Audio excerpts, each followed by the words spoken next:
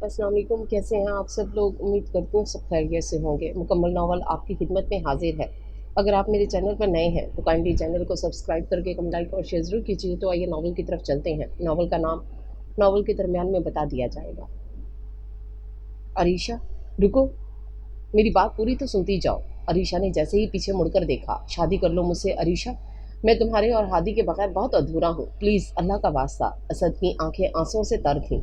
वो बहुत हसरत से अरीशा और हादी को तक रहा था। अरीशा ने गुस्से से असद की जानिब मुड़कर देखा और बोली, असद, याद करो वो लम्हा जब तुमने मुझे मेरे गिड़गिड़ाने के बावजूद, मेरी हज़ार मिन्नतों के बावजूद मुझसे निकाह करने से इनकार कर दिया था, ये जानते हुए कि अरीशा की आवाज़ हलक में अटक गई। तुम जानते हो ये 10 साल मैंने किस अजियत में गुजारे हैं। नहीं असद, तुम कुछ भी नहीं जानते। मेरी ज़िंदगी बर्बाद कर दी तुमने। अब तुम माफ़िया मांग रहे हो। असद की इल्तिजा हनूस जारी थी। अरीशा, एक बार मुझे माफ़ कर दो, मैं बेहद शर्मिंदा हूँ तुमसे, अपने बेटे से। मुझे हादी की और तुम्हारी बेहद ज़रूरत है। अरीशा ने दांत पीस कर कहा, लेकिन मुझे और हादी को तुम्हारी कतई ज़रूरत नहीं है। ये कहती हुई अरीशा हादी का हाथ पकड़कर तेज़ी से सड़क पर चलने लगी। आंखों में बेतहाशा आंसू थे। सोचे तो कहीं और ही जा चुकी थीं। आहत, तुम्हारे पेपर्स का रिजल्ट आ गया है। असद ने इंतहाई गुस्से से नाश्ते की टेबल पर आहत को ललकारा। आहत बिना किसी दिलचस्पी के खामोशी से असद की बात इग्नोर करते फ्रिज की जानिब बढ़ गया। याद रखना आहत, इस दुनिया में तुम्हें कोई पानी भी नहीं पूछेगा अगर तुमने मेहनत नहीं की और बाप दादा की प्रॉपर्टी पर इन्हिसार किया। एक वक्त ऐसा आ जाता है इंसान की ज़िंदगी का जब इंसान ऐश परस्ती में पड़कर बहुत खमियाजा भुगतता है। तुम्हें मैं अभी समझा रहा हूँ, वक्त है, वक्त निकल गया तो कुछ हाथ नहीं आएगा। असद ये कहकर तेज़ी से घर से निकल गया। असद जागीरदार घराने का एक अमीर तरीन 28 साला नौजवान था, जिसे अपने सर पर अपनी मेहनत के बलबूते पर आगे बढ़ना था। और इसी के पेश नज़र उसने पाक कॉलेजेस की बुनियाद रखी, जो 3 सालों में ही पूरे पाकिस्तान में फैल गए। पाक कॉलेजेस की ब्रांचें बहुत तेज़ी से बढ़ने लगीं और असद में बला की आजिज़ी थी। वह समझदार, पढ़ा लिखा, PhD बंदा था। असद की शख्सियत में ठहराव, संजीदगी और वक़ार था। वो बहुत सारी अच्छी आदत का मालिक था। सुबह फजर के वक्त उठना और रात इशा के बाद सो जाना उसका मामूल था। वो अपने दिमाग को सुकून देने के लिए अपने फार्म हाउस पर चला जाता, जिधर उसने बहुत बड़ा स्विमिंग पूल, दरख्त, बागात और जानवर भी रखे थे। उसका ये फार्म हाउस उसे जहनी सुकून और तकवियत देने का बाइस था। इधर उसने गार्ड और मुलाजिम भी रखे हुए थे। असद 28 साल का और उसका असर मुल्क से बाहर भी था। वो खूबसूरत जिस्म का मालिक था। वर्जिश और जिम करने से उसकी खूबसूरती और वक़ार में मज़ीद इजाफा हो गया था। उसका ताल्लुक गांव से था, एक बदमाश घराने के जागीरदारों से। उसके दादा अपने वक्त के बहुत बड़े पहलवान थे और इन्हीं से असद ने गुस्सा विरासत में हासिल किया था। असद की माँ भी एक रईस घराने की खातून थी, जिसने अपने घर और ससुराल में कत्ल गारत होते आम देखे थे। ज़मीनों के लिए लड़ना और कत्ल उनके लिए आम सी बात थी। लेकिन असद की शख्सियत पर तालीम ने इस जहालत का कोई असर नहीं किया था, इसलिए वो इस माहौल से दूर रहने को फोकियत देता था। अरीशा जैसे ही कॉलेज से घर आई, घर के लाउंज में उसे उसकी ताई अम्मी बैठी नज़र आईं। अस्सलाम वालेकुम ताई अम्मी, कैसी हैं आप। अरीशा उनसे जाकर लिपट गई। ताई अम्मी ने भी उसका गाल चूमा और कहा, मैं अरीशा को अपनी बेटी बनाने आई हूँ। ये सुनकर अरीशा की माँ ने कहा, अरे ये आपकी बेटी ही तो है। लेकिन ताई अम्मी ने वाज़े तौर पर रिश्ता डाल दिया कि मैं अली के लिए अरीशा का हाथ मांगने आई हूँ। ये सुनकर अरीशा लाउंज से बाहर निकल गई। अली एक CSP ऑफिसर था, बहुत ही डैशिंग पर्सनैलिटी का मालिक। उसे अरीशा बचपन से ही बहुत पसंद थी। अरीशा माँ बाप की इकलौती औलाद थी, जो शादी के कई साल बाद पैदा हुई थी, तो वो अपने माँ बाप की लाडली थी। अरीशा के वालिद अफान साहब मुल्क के नामी ग्रामी बिजनेसमैन थे और उन्होंने अरीशा के FSC करने के बाद टॉप कॉलेज पाक कॉलेज का इंतखाब किया, क्योंकि इस कॉलेज में करीम को ही दाखिला मिलता था। अरीशा ने पाक कॉलेज में BS ऑनर्स में दाखिला लिया था। मामा, अली आ रहे हैं, मुझे रिंग दिलवानी है इन्होंने और मैं बहुत नर्वस हो रही हूँ इनके साथ जाने में। अरे अर्शी, परेशानी वाली कोई बात नहीं है, वो शॉपिंग करवा कर छोड़ देगा। अब मंगनी को दिन ही कितने रह गए हैं, चलो शाबाश तैयार हो जाओ। अरीशा अली के साथ ज्वेलर की शॉप पर चली गई। अली ने बहुत ही खूबसूरत डिज़ाइन की नफीस अंगूठी ऑर्डर कर रखी थी। A&A के नक्श उस पर कंधा थे। अरीशा रिंग देखकर बेहद खुश हुई और खूबसूरत सा ड्रेस लेकर घर आ गई। अरीशा और अली की मंगनी शानदार से होटल में शानदार तरीके से हो गई, लेकिन शायद इस मंगनी को किसी से ऐसी नज़र बद लग गई जिसका अंजाम बहुत ही भयानक हुआ। मंगनी के 2 दिन बाद अरीशा ने कॉलेज जाना शुरू कर दिया और उसकी सारी दोस्तों ने उसे मुबारकबाद दी, सिवाय आहत के, क्योंकि वो अरीशा में इंटरेस्टेड था। अरीशा ने आहत को वाज़े तौर पर मुतल्ला कर दिया था कि देखो आहत, आप सिर्फ मेरी क्लास फेलो हैं, इसके अलावा आपसे मेरा कोई ताल्लुक नहीं है। मेरी मंगनी मेरे कज़न से होने वाली है, तो प्लीज़ मेरा पीछा छोड़ दें। लेकिन आहत पर तो अरीशा के इश्क का भूत सवार था। उसने साफ साफ अरीशा को कह दिया था, कि अरीशा, अगर तुमने अपने कज़न से मंगनी की तो फिर देखना, या तो वो नहीं रहेगा इस दुनिया में या फिर मैं। तुम मेरी जिद हो अब। मंगनी का सुनते ही आहत आपे से बाहर हो गया और अरीशा को संगीन नताइज की धमकी दे डाली। अरीशा ने घबराकर सारी बातें अली को बता दी और अली ने उसको तसल्ली दी, अर्शी, आपको परेशान होने की ज़रूरत नहीं है, सिविल सर्विस संभाल लेगी सब। लेकिन अरीशा जानती थी आहत एक बदमाश ख़ानदान से ताल्लुक़ रखता है और वो उसी के भाई के कॉलेज में पढ़ती है। अरीशा और असद की पहली मुलाकात कॉलेज के गेट पर हुई थी। उसने असद को अपनी गाड़ी से उतरते देखा था। मैसूर कुन शख्सियत, असद के परफ्यूम की खुशबू अरीशा ने महसूस की थी और एक लम्हे वो उसी में मुदगम हो गई थी। उसकी क्लास फेलोज़ ने अरीशा को बताया, यार आज असद सर स्पीच करेंगे ग्राउंड में। पूरा कॉलेज ग्राउंड में जमा हो गया। अरीशा तो बस उसकी शख्सियत में खोकर रह गई थी। असद ने एक एक लफ्ज़ पर बहुत ही खूबसूरत अंदाज में तकरीर की। उसकी पुरतासीर शख्सियत ने अरीशा को असद से इम्प्रेस होने पर मजबूर कर दिया। लेकिन अरीशा ये नहीं जानती थी कि जिस असद से वो इम्प्रेस हो रही है वही असद उसकी इज्जत को तार तार करके रख देगा, उसकी रूह तक को झंझोड़ देगा। अरीशा का यही क्रश उसे असद से शदीद नफरत करने पर मजबूर कर देगा और फिर वो होगा जिसका तसव्वुर भी मासूम अरीशा को नहीं था। आहत ने कॉलेज में अरीशा का जीना हराम कर दिया था। एक दिन अरीशा ने जनाटेदार थप्पड़ आहत के गाल पर जड़ दिया। तुम्हें आखिर क्यों समझ नहीं आती? क्यों मेरे पीछे हाथ धोकर पड़ गए हो? मेरी ज़िंदगी से बाहर निकलो और अपनी ज़िंदगी पर फोकस करो। मेरी शादी मेरे कज़न से तय हो गई है और तुम्हारी मेरी ज़िंदगी में कोई गुंजाइश नहीं है, समझे? आहत का पारा बहुत हाई हो गया। उसने अरीशा को धमकी दी और चला गया। तुम्हें ये थप्पड़ बहुत महंगा पड़ेगा अरीशा। तुमने मेरी मोहब्बत का मजाक बनाया है, मैं तुम्हें कभी माफ़ नहीं करूँगा। अरीशा रोती धोती अपनी क्लास में चली गई। पेपर्स के सिर्फ 2 हफ्ते रह गए थे। अगर अरीशा कॉलेज छोड़ देती तो उसकी सारी मेहनत ज़ाया हो जाती, इसलिए उसने आहत की सारी बातों को इग्नोर करके सिर्फ अपनी पढ़ाई पर फोकस करने का सोचा।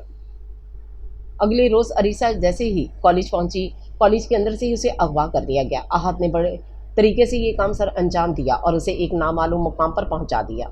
अरीशा को समझ नहीं आ रही थी कि वो क्यों इधर लाई गई है, मकसद क्या है। इंतहा का डर और खौफ उसे हौला रहा था। उसने दुआएं मांगनी शुरू कर दी और अल्लाह ने उसकी दुआएं कबूल कर लीं। आहत ने उसे एक दिन बाद खुद ही छोड़ दिया। अगवा करने के बाद आहत ने उसको बहुत अपनी मोहब्बत का यकीन दिलाया, लेकिन अरीशा एक न मानी। आहत फूट फूट कर रोया और कहने लगा, अरीशा, जो सच्ची मोहब्बत करते हैं ना वो इज्जत देते हैं, ना कि इज्जत लूटते हैं। जाओ, तुम आज़ाद हो आज से मेरी ज़िंदगी से, मेरी मोहब्बत से। अरीशा को पुलिस ने पागलों की तरह ढूंढा, लेकिन जब अगले रोज़ अरीशा घर पहुंची तो अली गम गुस्से से सरशार था। उसका बस नहीं चल रहा था कि वो आहत को जान से मार दे। अरीशा ने अली को बहुत समझाया कि मामला रफा दफा करे, लेकिन अली नहीं माना कि उसकी इज्जत को नुकसान पहुंचाने की कोशिश आखिर की तो क्यों की। अली ने आहत का ताकुब किए कोई 1 हफ्ते किया। जैसे ही आहत किसी सुनसान रास्ते पर अली को मिला, अली ने गुस्से की हालत में आहत पर फाइल खोल दिया। आहत जख्मों की ताब न लाते हुए मौके पर ही जाँ बहक हो गया और अली ने इस केस को इनकाउंटर का नाम दे दिया। रात के 2 बजे असद के सेल पर आहत के दोस्त का फ़ोन आया कि वो अस्पताल पहुंचे बहुत ज़रूरी। असद ने मुतअद्दिद बार पूछा कि क्या हुआ, खैरियत है सब, लेकिन दोस्त ने यही कहा कि इमरजेंसी है। फौरी तौर पर वो अस्पताल पहुंचा जिधर उसे आहत के कत्ल की इत्तला मिली। असद को अपने छोटे भाई की मौत का हद दर्जा गम था। उसे अपना छोटा भाई खून में लथपथ देखा नहीं जा रहा था, लेकिन असद ने बहुत हिम्मत से काम दिया और गांव आहत की कत्ल की इत्तला पहुंचा दी। गांव आहत की लाश को ले जाया गया, उधर ही तदफीन हुई। माँ का कलेजा जवान बेटे की मौत से फट चुका था। दादा अलग निढाल थे और बाप गम से अलग अफसरदा।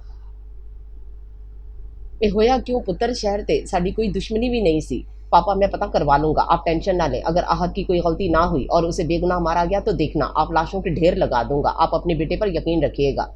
अली आहत का कत्ल करने के बाद इंतहाई मुतमईन था। अरीशा ने न्यूज़ में आहत के कत्ल की खबर सुन ली थी और उसे पूरा यकीन था कि ये काम अली ने ही किया है। आपने क्यों किया ऐसा? मैंने आपको जब मना भी किया था तो क्या ज़रूरत थी एक जान लेने की? अली ने गहरा सांस लिया और आराम से बोला, डोंट वरी अर्शी, जो होना था वही हुआ। तुम बिल्कुल परेशान मत हो, ओके? अपनी सेहत पर तवज्जो दो और खुश रहो। उधर असद शहर वापस आकर इंक्वायरी में लग गया था। असद ने आहत के दोस्तों से तफसीलात लेनी शुरू की। आहत के एक दोस्त ने असद को सब कुछ बता दिया, अरीशा के अगवा का वाकया भी और अली का भी, क्योंकि जब अली ने आहत को अरीशा से दूर रखने की धमकी दी थी तब आहत का ये दोस्त भी मौजूद था। दोस्त ने यह भी बताया कि जिस लड़की से आहत मोहब्बत करता था उसे खुद आहत ने बाहिफाजत पहुंचा दिया था बिना नुकसान पहुंचाए। ये सुनकर असद आग बगोला हो गया कि जब लड़की बाहिफाजत घर पहुंच गई थी तो जवाबी कार्रवाई में आहत का मर्डर बिल्कुल नहीं बनता था।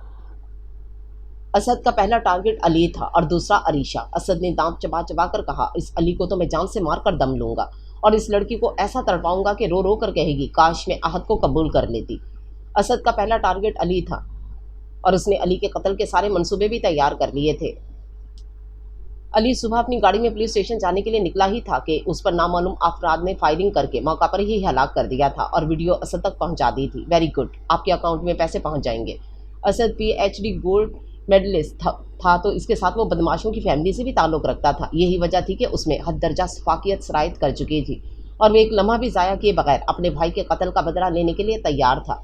असद बड़े आराम से अपने फार्म हाउस पर अपने कमरे की टेरेस में खड़ा बहुत गहरी सोच में मगन था कि अचानक उसका ध्यान उस लड़की पर गया जिसकी वजह से आहत को अपनी ज़िंदगी से हाथ धोने पड़ गए थे। असद ने उन्हीं गुंडों को ऑर्डर दिया, मुझे वो लड़की इसी हफ्ते अपने फार्म हाउस पर चाहिए, किसी भी हाल में। ओके सर, काम हो जाएगा। Very good. असद के दिमाग में इंतहाई बर्बरियत पल रही थी अरीशा के हवाले से, और इस बार अरीशा की कोई भी दुआ उसे उजड़ने से नहीं बचा सकी थी। अली के कत्ल की खबर ने अरीशा को तोड़ कर रख दिया था। उल्टा उसकी ताई अम्मी ने उसे लान तान करने शुरू कर दिए थे कि तुम मनहूस हो, काश तुम्हारा मनहूस साया मेरे बेटे पर ना पड़ता तो वो इस दुनिया से ना जाता। अरीशा ये सब एक बुत बनकर सुन रही थी।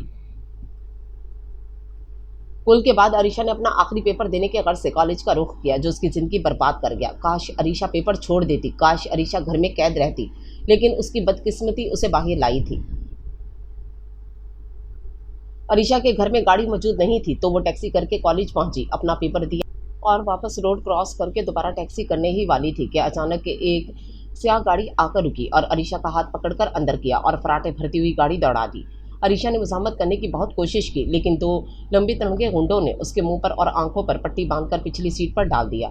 गाड़ी शहर से दूर वीराने से होती हुई 4 घंटे मुसलसल चलने के बाद फार्म हाउस पहुंच गई जिधर उसकी आंखों की पट्टी उतार दी गई। शाम के 7 बजे का वक्त हो चुका था। अरीशा ने इतना खूबसूरत मंजर पहले कभी नहीं देखा था। एक बड़ा सा स्विमिंग पूल, उसमें बतखें तैर रही थीं और दूर दूर तक सब्जा ही सब्जा था। दूर जाकर एक बड़ा सा महल नुमा घर था। वो आदमी अरीशा को अंदर ले गए। अंदर एक खूबसूरत मेड मौजूद थी। चलो मेरे साथ, अरीशा ने उस औरत से गिड़गिड़ा कर कहा कि मुझे यहाँ क्यों लाए हो, कौन लाया है यहाँ, प्लीज़ बताओ मुझे, मेरे पेरेंट्स मेरा इंतज़ार कर रहे होंगे, बहुत परेशान होंगे, मुझे जाने दो। उस मेड ने अरीशा की एक नहीं सुनी और उसको ऊपर वाले फ्लोर पर ले गई जहाँ उसे सबसे बड़े और खूबसूरत कमरे में बंद कर दिया गया। अरीशा कमरा देखती की देखती रह गई। इतना कुशादा और वेल फर्निश्ड कमरा, इसमें एक छोटा सा किचन भी था और शानदार सा वॉशरूम। इस कमरे के टेरेस से पूरे घर में घूमने का रास्ता था। अरीशा को भूख भी लग रही थी और चक्कर भी आने लगे थे। समझ नहीं आ रही थी कि अब कौन उसका दुश्मन है जो उसे यहाँ ले आया है। इन्हीं सोचों में गुम अरीशा ने फ्रिज खोला। फल, फ्रूट, दूध सब कुछ मौजूद था। अरीशा ने एक सेब खा लिया और वार्डरोब खोलकर देखने लगी। पूरा वार्डरोब जेंट्स कपड़ों और सामान से भरा हुआ था। एक वार्डरोब में लेडीज सामान पड़ा था। अरीशा की समझ में कुछ नहीं आ रहा था कि वो आ किधर गई है। रात 10 बजे अरीशा को गाड़ियों की आवाज़ें आना शुरू हुई। अरीशा ने पर्दे हटाकर देखा लेकिन उसे कुछ नज़र नहीं आया क्योंकि शीशे बिल्कुल क्लोज थे। सर आपके रूम में है वो। ओके, असद ने इंतहाई सदमहरी से मेड से कहा। आपने सब सेट करवा दिया था? Yes sir. Okay thanks. Made को इस बात से कोई फ़र्क नहीं पड़ता था कि लड़की क्यों लाई गई है। ऐसे लोगों को सिर्फ अपनी नौकरी प्यारी होती है, किसी की इज्जत लुटे क्या फ़र्क पड़ता है। 10:30 के करीब असद ने अपने रूम का दरवाज़ा खोला और अंदर दाखिल होकर दरवाज़ा बंद कर दिया। अरीशा को लापता हुए करीबन 10 घंटे का वक्त बीत चुका था और उसके पेरेंट्स उसे पागलों की तरह ढूंढ रहे थे। अरीशा की सारी दोस्तों से रब्ता किया था मगर कहीं से कोई उम्मीद की किरण नहीं मिली थी। पुलिस में रिपोर्ट दर्ज करवा दी गई थी। माँ का रो रो कर बुरा हाल हो चुका था। अली का कत्ल, उसके बाद ही अरीशा की गुमशुदगी, इस पर तो घर पर तो जैसे पहाड़ टूट पड़ा था। अरीशा की माँ का सदमे से बेहद बुरा हाल था और उनकी नाजों में पली बेटी के आखिर कौन पीछे पड़ गया था जो दूसरी बार उसे गायब किया गया था। जैसे ही असद कमरे में दाखिल हुआ, अरीशा बेड के एक कोने में सिमटी कारपेट पर बैठी आंसुओं में गर्क थी। असद को देखते उसके होश उड़ गए। सर आप, सर प्लीज़ मेरी मदद करें, मुझे पता नहीं क्यों इधर लाया गया है, मुझे मेरे घर भिजवा दें sir please, I request you. Arisha ने गिड़गिड़ाना शुरू कर दिया। असद के चेहरे पर एक तल्ख मुस्कुराहट नमूदार हुई। मिस अरीशा, आपको मैंने ही इधर कैद किया है और आपको इधर बहुत भयानक सज़ा मिलने वाली है। अरीशा ने असद की मिन्नतें शुरू कर दी। सर प्लीज़ मुझ पर रहम कीजिए, मेरा कोई कसूर नहीं है, मैं बिल्कुल बेगुनाह हूँ। बेगुनाह? तुम समझती हो तुम बेगुनाह हो? तुम्हारी वजह से ही आहत इस दुनिया से गया है। तुम आहत की मोहब्बत थी ना, अब उसकी मोहब्बत पर ऐसा दाग लगेगा मिस अरीशा कि तुम अब किसी के भी काबिल नहीं रहोगी। असद आहिस्ता से अरीशा के बहुत करीब पहुंच गया था। अरीशा ने कमरे की चीज़ें फेंकनी शुरू कर दी लेकिन उसे फरार नहीं मिल सकी। असद ने अरीशा को उसके बालों से पकड़कर एक जनाटेदार थप्पड़ रसीद किया और मुसलसल थप्पड़ों की बारिश शुरू कर दी। उसके आंसू भी हलक में अटक गए और इस जुल्म और तकलीफ का सामना करना पड़ा जिसका शायद वह जिंदगी में कभी तस्वुर भी नहीं कर सकती थी। सुबह फजर की अजान से पहले ही असद कमरे से निकल गया था और अरीशा की दुनिया ही लुट चुकी थी। वो बेहोश हो चुकी थी। दिन 10 बजे मेड ने उसको शॉवर दिया, नाश्ता करवाया, अच्छे से कपड़े पहनाकर तैयार किया। मैम सर का ऑर्डर है, आपको रोज़ाना ऐसे ही फ्रेश रहना है। रोज़ाना? अरीशा के दिमाग में एक ज्वार भाटा फटा। क्या मैं इस कमरे में हमेशा के लिए लाई गई हूँ? मुझे रिहाई कब मिलेगी? मुझे जाने दे इधर से प्लीज़। अरीशा ने मेड से रिक्वेस्ट की थी। मैम, आपको सर ही जब भेजेंगे तभी आप जाएंगी, इसलिए जब तक सर का ऑर्डर है आपको इधर ही रहना है, खामोशी से। मेड के जाने के बाद अरीशा बेड पर लेट गई और फूट फूट कर रोने लगी।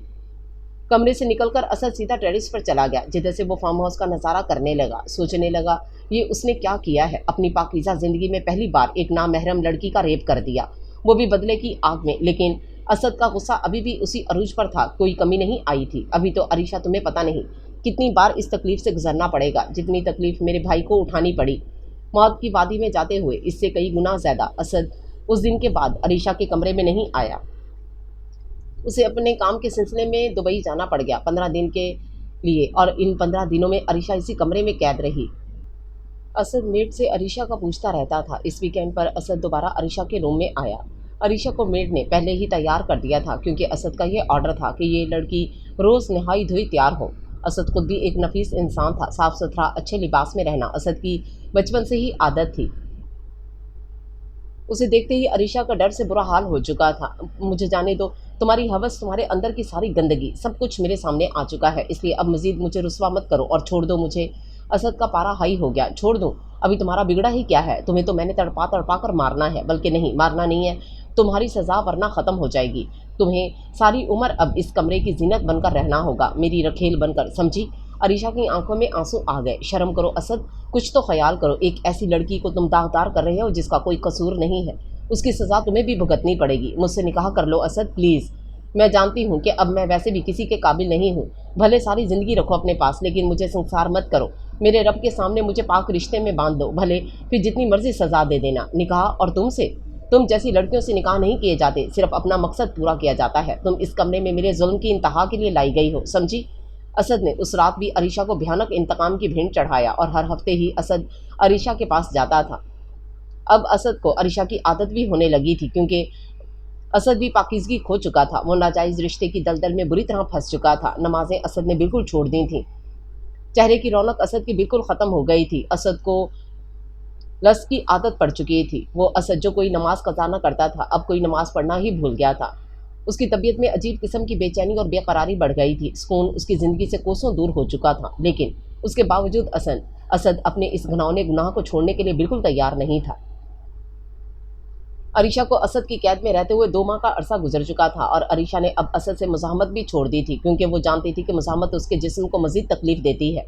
इसलिए वो सिर्फ अपने अल्लाह के सामने खामोशी से गिड़गड़ा कर दुआ मांग रही थी कि कोई तो रास्ता होगा जो उसे इस गंदगी के ढेर से निजात दे सके। और अल्लाह सुब्हान ताला ने अरीशा की ये दुआ कबूल कर ली, और ठीक 1 माह बाद खुद असद ने तंग आकर अरीशा को छोड़ दिया। असद को एक सेमिनार के सिलसिले में लंदन कॉन्फ्रेंस में जाना पड़ा, जहां उसे 3 हफ्ते लग गए थे। इधर अरीशा की तबीयत बहुत ख़राब हो गई थी, उल्टियां बार बार आ रही थीं। मेड ने असद को व्हाट्सएप पर सब बता दिया था। आप इसको हॉस्पिटल ले जाएं। मेड अरीशा को ले गई, जहां उसके मुख्तलिफ टेस्ट हुए। पता चला अरीशा 1 माह से प्रेग्नेंट है। प्रेग्नेंट की खबर सुनकर अरीशा ने कोई रिस्पांस नहीं दिया, क्योंकि वो जानती थी कि इतना कुछ हो जाना इस खबर के लिए बिल्कुल बेमैनी है। वापस फार्म हाउस आने के बाद मेड ने अरीशा की रिपोर्ट्स और उसकी प्रेगनेंसी की खबर असद को व्हाट्सएप कर दी। मीटिंग से फारिग होकर जब असद ने मैसेज देखा तो उसके 14 तबक रोशन हो गए। ये क्या हो गया? ये लड़की प्रेग्नेंट कैसे हो गई? मेरे प्लान में ये तो शामिल नहीं था। असद ने होंठ काटने शुरू कर दिए। अब क्या होगा? बच्चा पैदा करना पड़ेगा, और वो भी इस लड़की से जिससे मुझे शदीद नफरत है। नफरत नहीं असद जहांगीर, वो तो अब तुम्हारी ज़रूरत बन चुकी है। असद को अरीशा की आदत पड़ चुकी थी। एक अजीब सा सुकून उसे अरीशा के पास जाकर मिलने लगा था, लेकिन उसकी प्रेगनेंसी की खबर ने असद को झंझोड़ कर रख दिया था। अब क्या करना है, यही सोच उसे सारे सफ़र परेशान किए हुए थी। और अरीशा सद्दे में अल्लाह के हुजूर शुक्रगुजार थी कि अल्लाह ने इसे इस तंगो तारीकी में भी उम्मीद की किरण दिखाई थी। अब उसका यही बच्चा था जो उसे इस कैद से रिहाई दिलवा सकता था।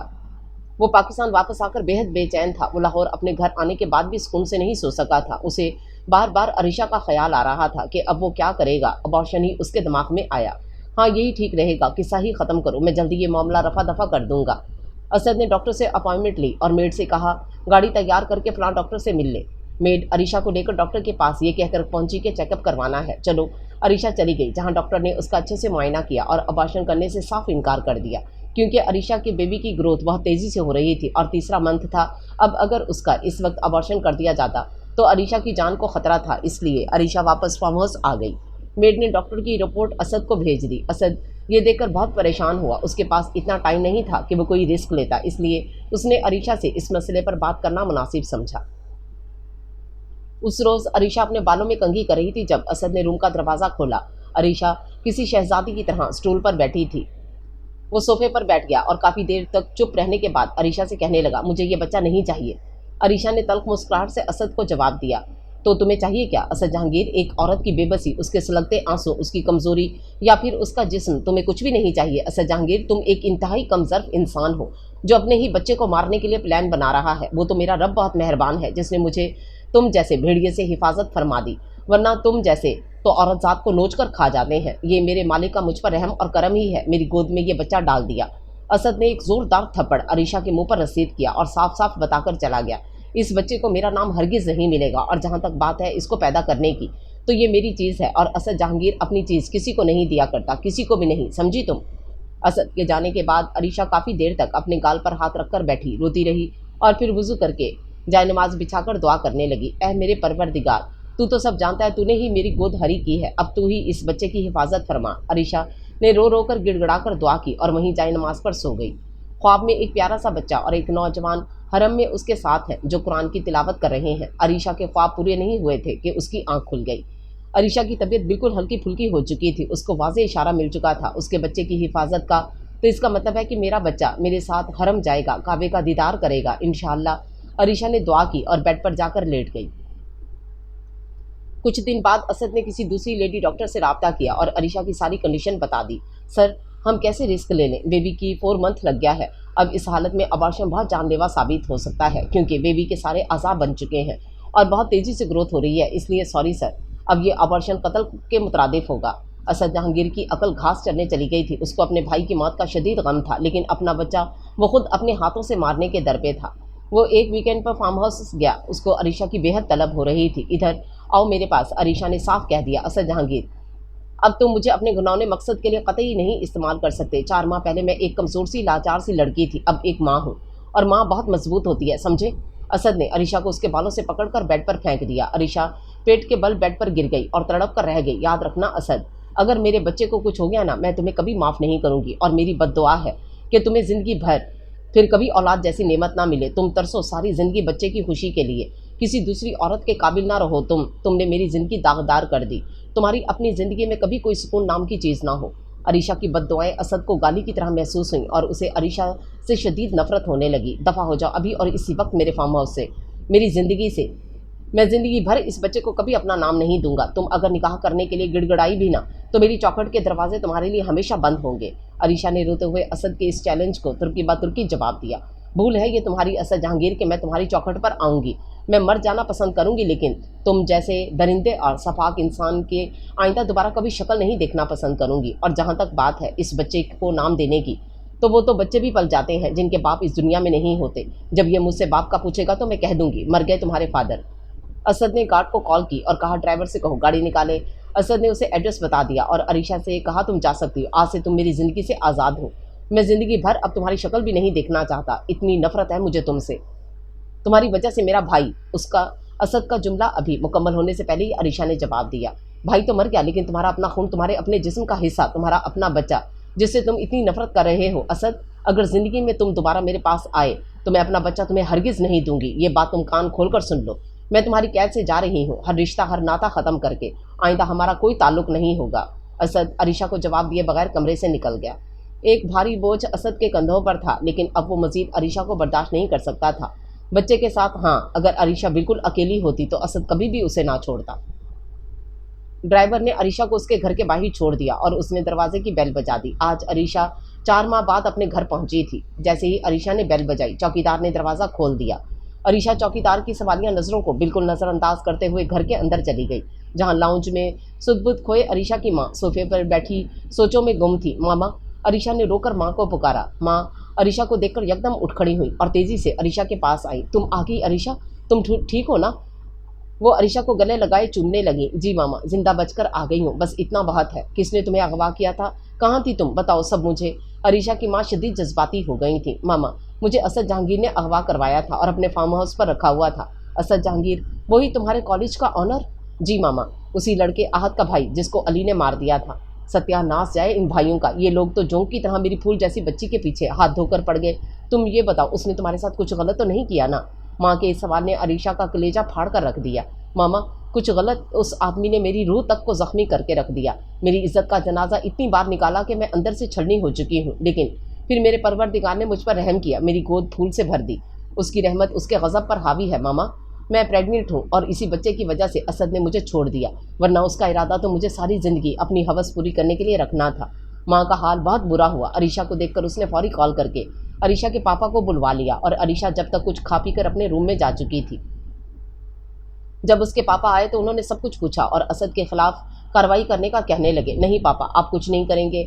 अब मैंने अपना ये फैसला अल्लाह की अदालत में पेश कर दिया है और मैंने अब इस आदमी से कोई राब्ता नहीं रखना। अब जो करेगा अल्लाह करेगा, इसलिए आप इस मामले में मत पड़े। अरीशा की माँ उस पर फट पड़ी। अच्छा ठीक है, तुमने इससे कोई राब्ता नहीं रखना, लेकिन जो उसका बच्चा साथ ले आई हो वही क्यों नहीं ख़त्म कराई? ये निजात की रिपोर्ट लाने की क्या ज़रूरत थी? मामा, आप खुद एक माँ होकर ऐसी बातें कर रही हैं। ये मेरा बच्चा है और मैं इसकी हिफाजत इंशाल्लाह हर कीमत पर करूंगी। असद जहांगीर ये बच्चा नहीं चाहता था, वो मेरी नज़रों से तो गिर गया, लेकिन अब आप भी ऐसी बातें कर रही हैं। कम अज़ कम मेरे अपने वालिदैन तो मेरे साथ स्टैंड लें। अगर मैं आप पर बोझ हूँ तो फिर मुझे यहाँ से भी जाना पड़ेगा अपने बच्चे की ज़िंदगी और मुस्तकबिल के लिए।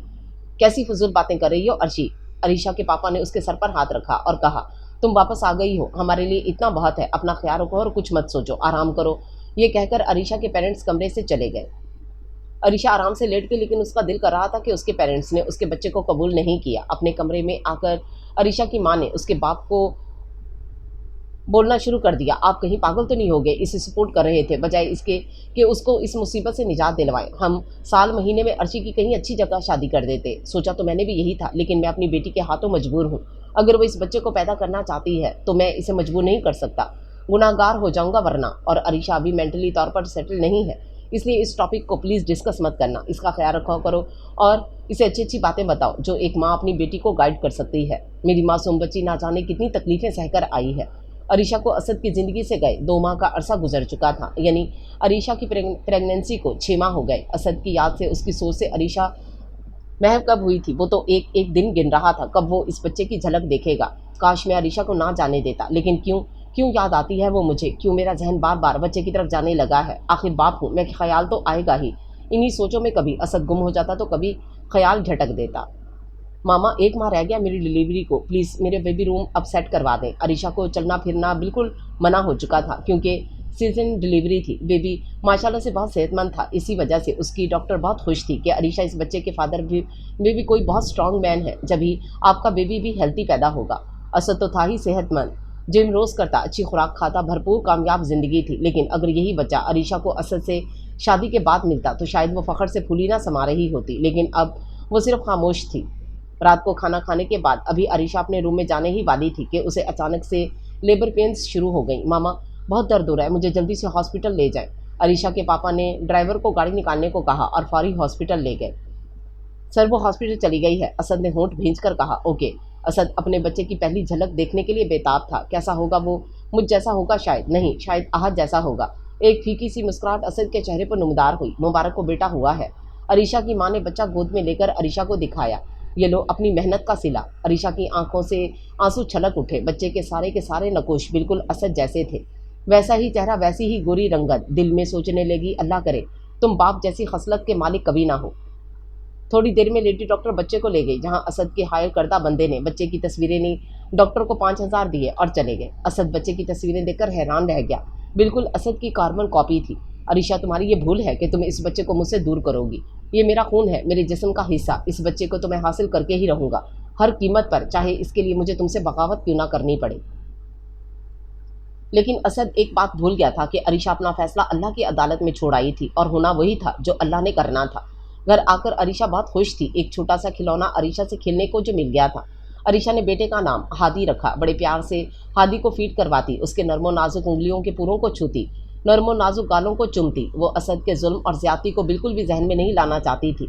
उसका पूरा फोकस अपने बच्चे की तरफ था। असद की बेचैनी और हद दर्जा इस्तराब बेहद बढ़ने लगा था। उसके अकाउंट में 10 करोड़ महाना आता था, लेकिन उसका सुकून बर्बाद हो चुका था।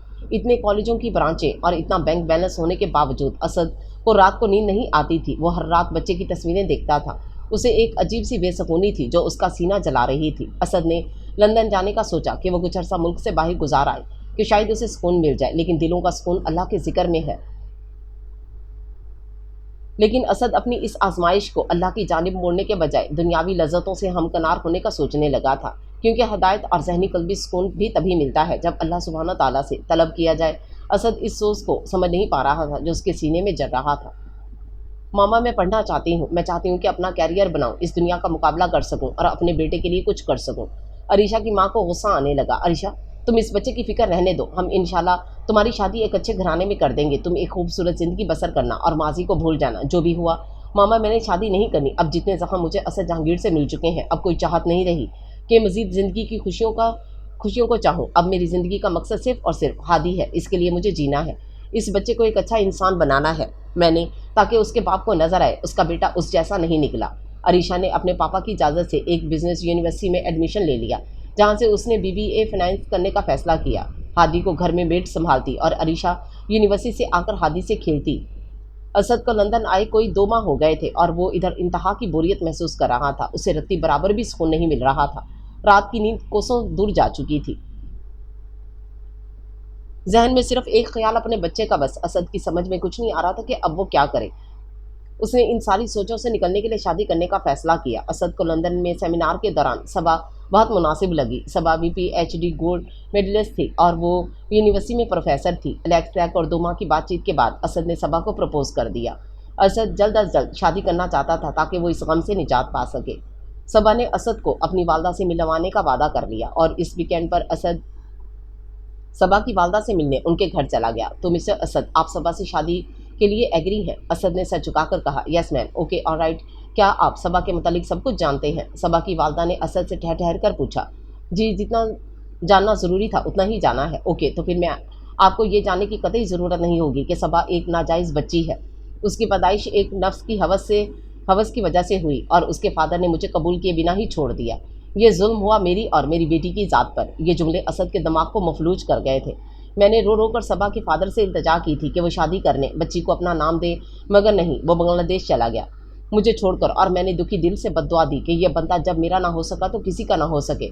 और यही हुआ। वो बंदा ट्रेन के नीचे आ गया और अपनी दोनों टांगें गवा बैठा।